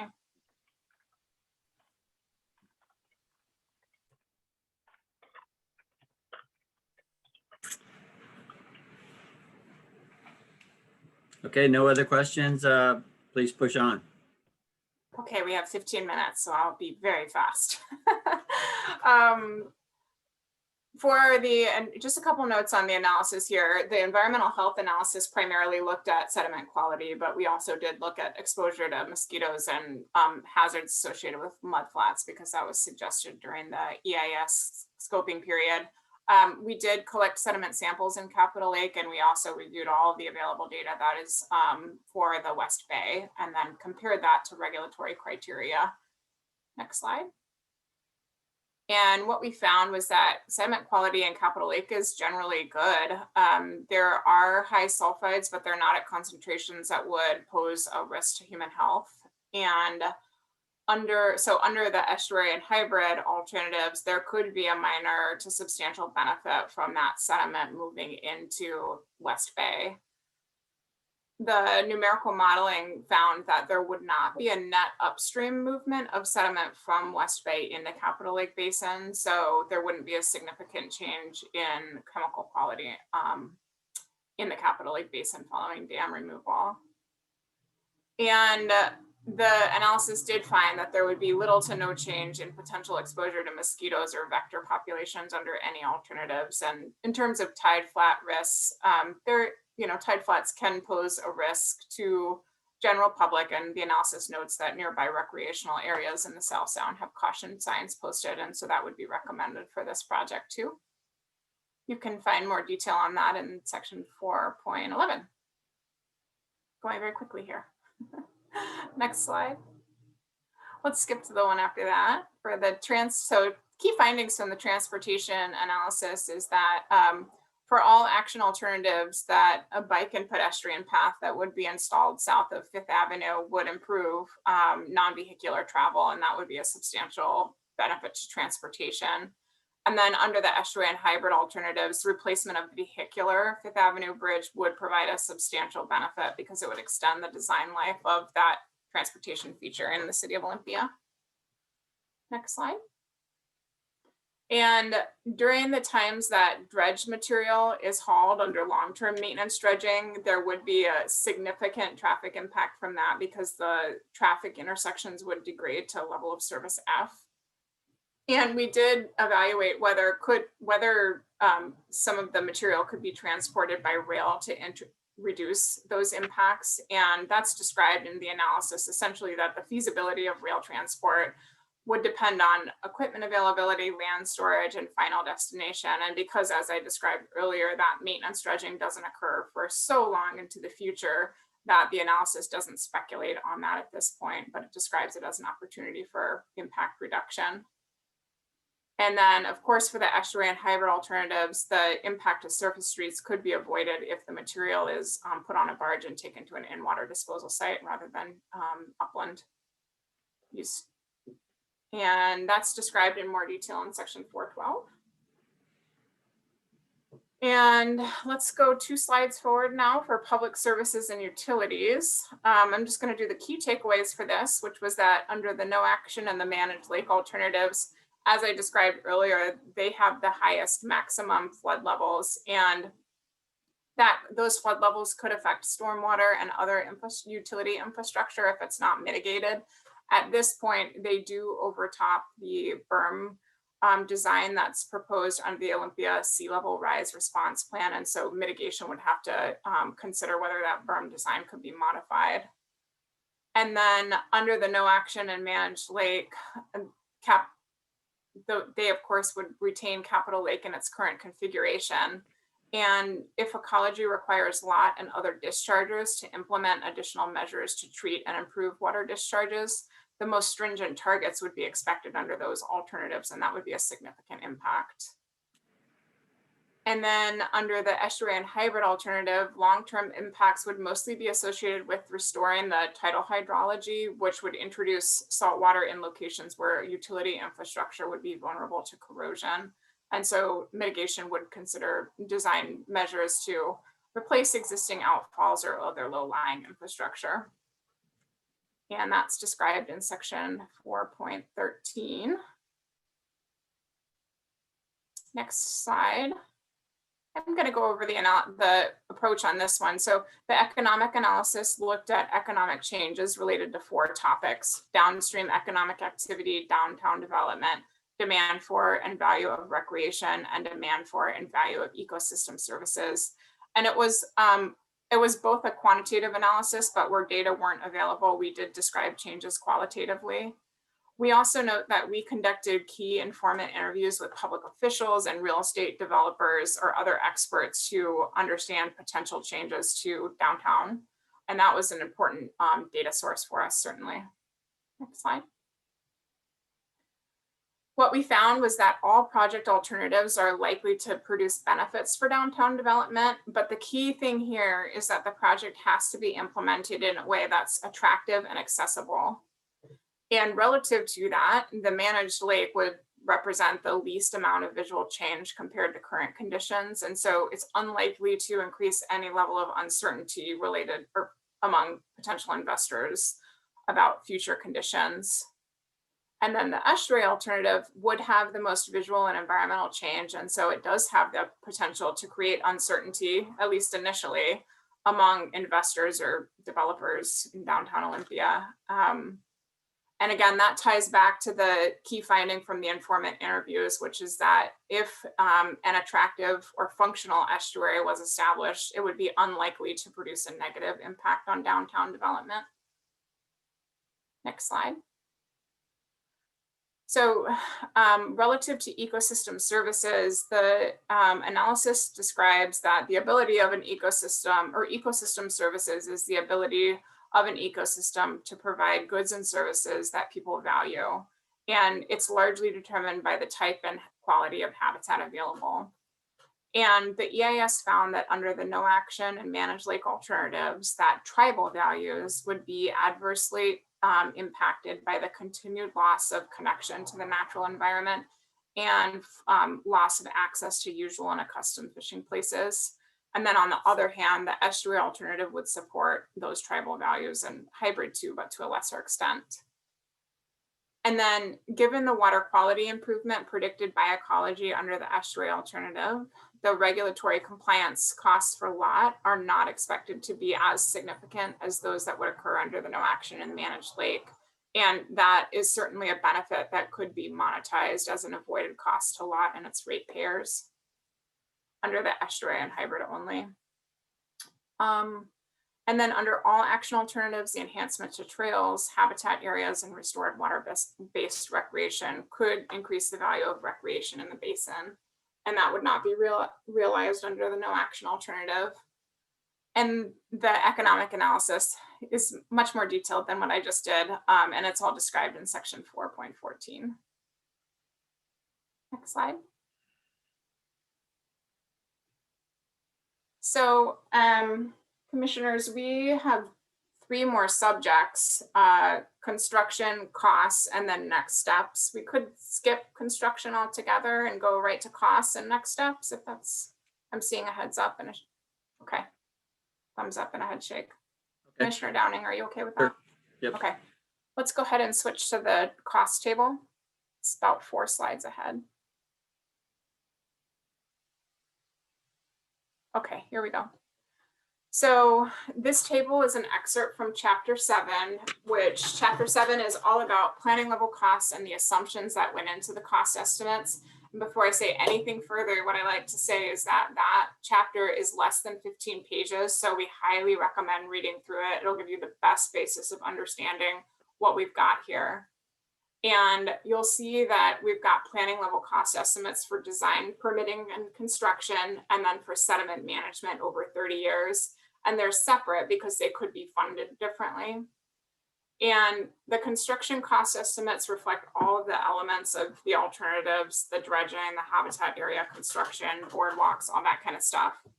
And then the costs for 30 years after construction, right now they only focus on sediment management. And that's because the other management requirements like adaptive management for water quality or habitat areas, those would be better defined during the permitting process for the preferred alternative. A couple important notes that these are planning level cost estimates. They're based on conceptual design. They reflect an accuracy variation of -25 to +35%, and we prepared them using standards established by the Association for the Advancement of Cost Engineering.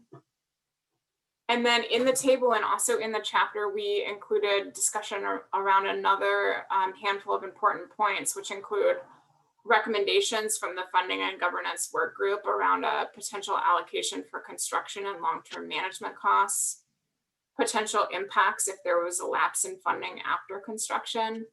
And then that last column has potentially significant avoided costs not associated with our costing for construction and long-term management, but costs that should certainly be considered in the decision-making. And again, I defer you to chapter 7. It is a relatively quick read, but it's got a lot of important information about how to interpret what you see here on the screen. Questions on costs, Commissioner Zita? If I recall correctly, in the phase 1 report, the hybrid was the most expensive option, but in now that you've done more detailed analysis, the managed lake is the most expensive option. And a lot of that, I guess, is because of the high cost of upland disposal of the dredge material from the lake. That's right. The total lifetime cost for the managed lake is the most expensive because of the upland disposal of dredge material.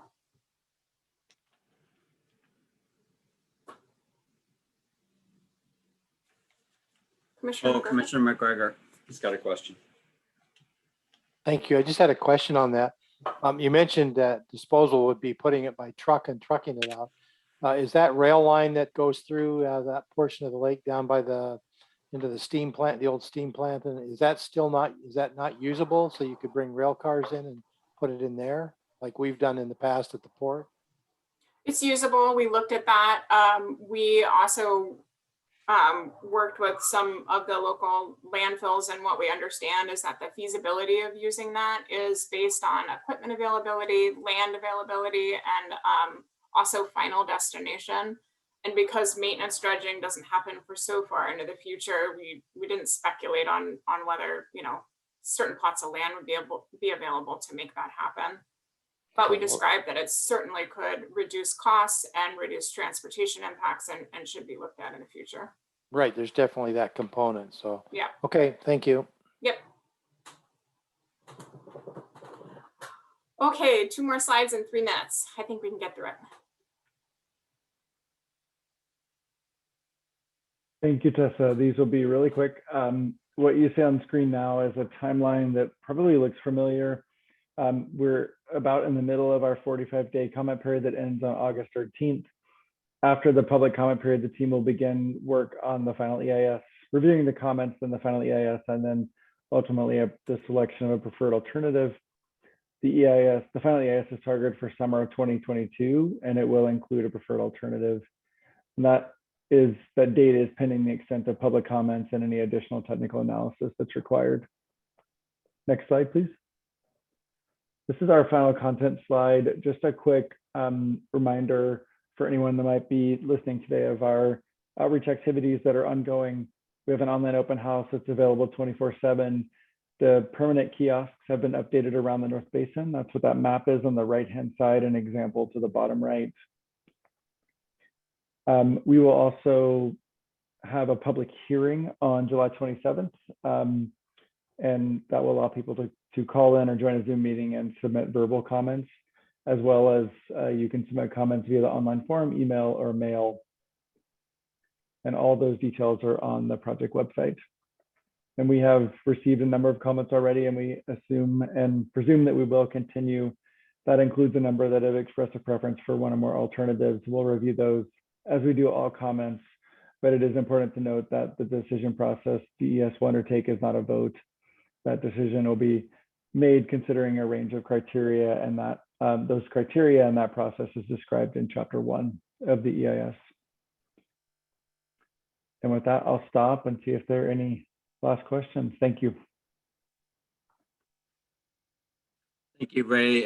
Thank you, Tessa, and thank you, Anne, for giving this presentation to us. A lot of information there, and you did provide additional clarity on some of these points in here. So I think the Port Commission may talk about this separately in one of their upcoming meetings, and personally hoping that, you know, we have some sort of feedback to you in terms of the plan here. But, you know, it's not for me to say at this point. Again, thank you for coming. You know, we have one more topic today, but before we leave this topic, I want to ask my fellow commissioners, any final thoughts or for the consultants here?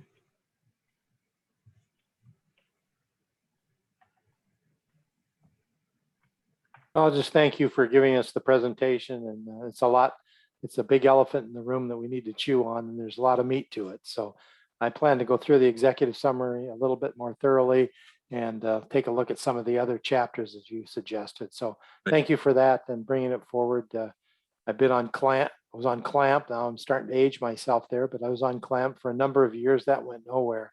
And I definitely think there needs to be something happening with the lake. And so hopefully this will be the prelude to moving forward.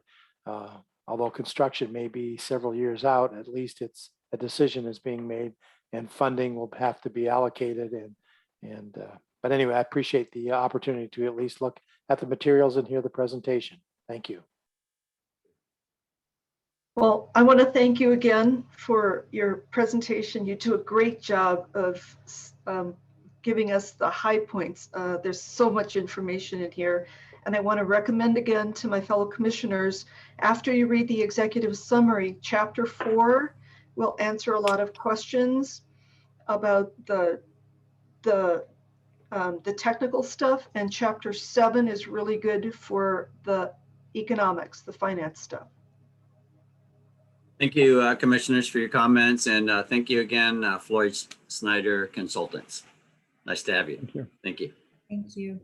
Okay, we have one more topic to get to. I'm going to turn it over to our executive director for upcoming topic and agenda items, and we'll make this brief and then we'll be done for today. Thanks, Sam. Go ahead. Great, thank you. Go ahead and cue that up, Tracy. Go to the next slide. Great, for next Monday, July 26th, we have 2 resolutions coming back to the Commission for action. One for the creation of or recognition of Juneteenth as a port holiday. And the second one is the consideration of a ballot proposition for a 5-member commission. I do have a change in the schedule for an additional item, and that will be shown here in a couple slides. Next slide. For August 2nd, we have Puget Sound Energy Beyond Net Zero Carbon Initiative that will be with the new governmental liaison, Matthew Maurer. And then a request from the commission to update the Port EDC bylaws, and we'll be bringing that back for your discussion. Next slide. For Monday, August 9th, we have a Q2 financial report, and then a resolution for supporting the Thurston County Climate Mitigation Plan. That is one of the assignments that was given to POCAC. It will be brought to you in a draft form by a POCAC member. And then this is the item that was originally scheduled for July 26th that we have bumped the schedule slightly for the new market development agreement and interlocal agreement with the city of Tumwater. We have delayed that till August 9th just to make sure that we had adequate time to capture the various parties' input into the draft documents, and then we'll be getting those out to you in plenty of time for your review. Next slide. This just keep you updated on the topics that you identified as priorities at the the beginning of the year. We still have a couple of them that we haven't quite, we have them scheduled, but we haven't addressed them yet. That's the contracting process discussion and update, and Port EDC bylaws. You just saw that the Port EDC bylaws is coming up here on the 2nd. Next slide. Other topics that are still out there that we haven't scheduled yet: Harbor Patrol, Bud Inlet update, IT system diversity, equity, and inclusion policy, airport master plan, update and briefing, and communication, marketing, and outreach analytics report. So I'd just like to make sure that I'm keeping this running tab of topics for work sessions. So if I've forgotten anything or it somehow has fallen off the list, this is a good time to remind me of items that you have agreed upon and make sure that I am working to get those scheduled. And I think that's it. And yep, happy to answer any questions. Thanks, Sam. And also, it's not on your calendar, but we do have a meeting with the county commissioners this Thursday at noontime. And I believe that we have an option to be there in person. That is correct. And so the meeting will be held over at their offices. And so I certainly plan on attending in person. I hope my fellow commissioners can as well. But we do have the fallback of it's going to be a hybrid meeting, if you will. Correct. Okay. Yes. Yes. Commissioner McGregor. Well, I was just going to say I plan to attend as well, but I also think we should have a notification go out that we're meeting. Yes. I know the county, I think, did it, but or maybe it was ours. I just saw one and I thought we should have ours on our website as well. So Yes, and we're just finalizing the exact wording on our notification. It's a little bit different than the counties, and then that will be posted no later than tomorrow. okay, thank you. Mhm. So I want to thank the executive director for this overview of our topics for future meetings.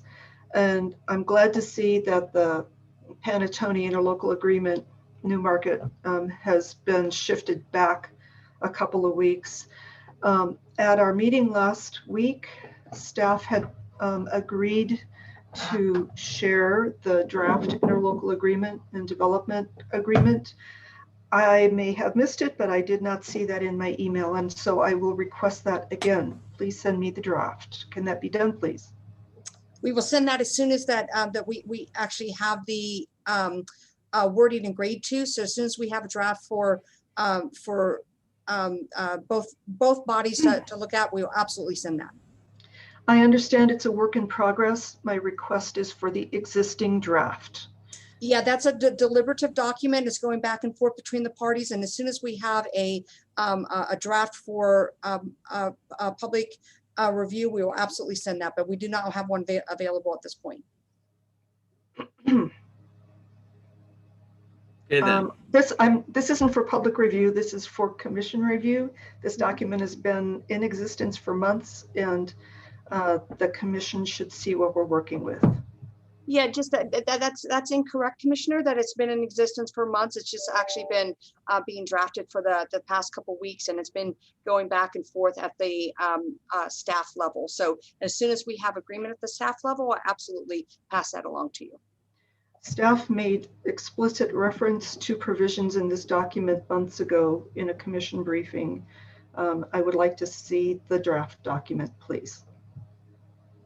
Commissioner Zeta, my understanding is that there was a letter from our executive director to the city manager over in Tumwater, and that is the document that shows, and that was sent out to port commissioners close to a year ago. And that's the only document that exists that says the port would like to create an interlocal agreement, and we would offer this, this, and this. And so that document is out there, but I have to concur with the executive director that there is no draft interlocal agreement for us to review at this time. It has not been formulated, and it's close is what I understand, but not quite. The commission chair made explicit reference to two documents in his April letter to the editor to the Olympian.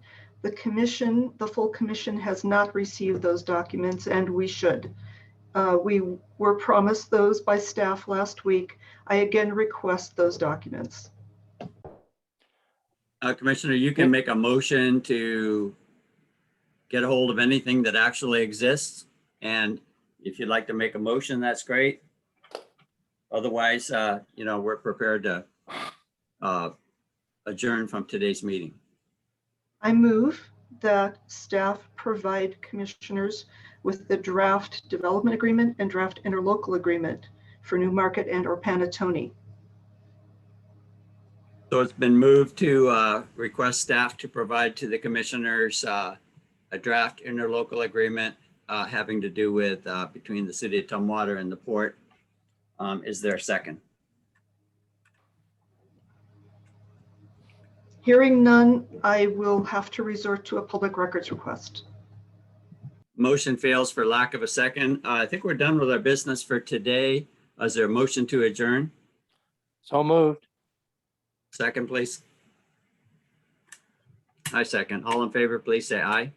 Aye. Aye. We are adjourned. Thank you, everyone. Thank you. See you Thursday.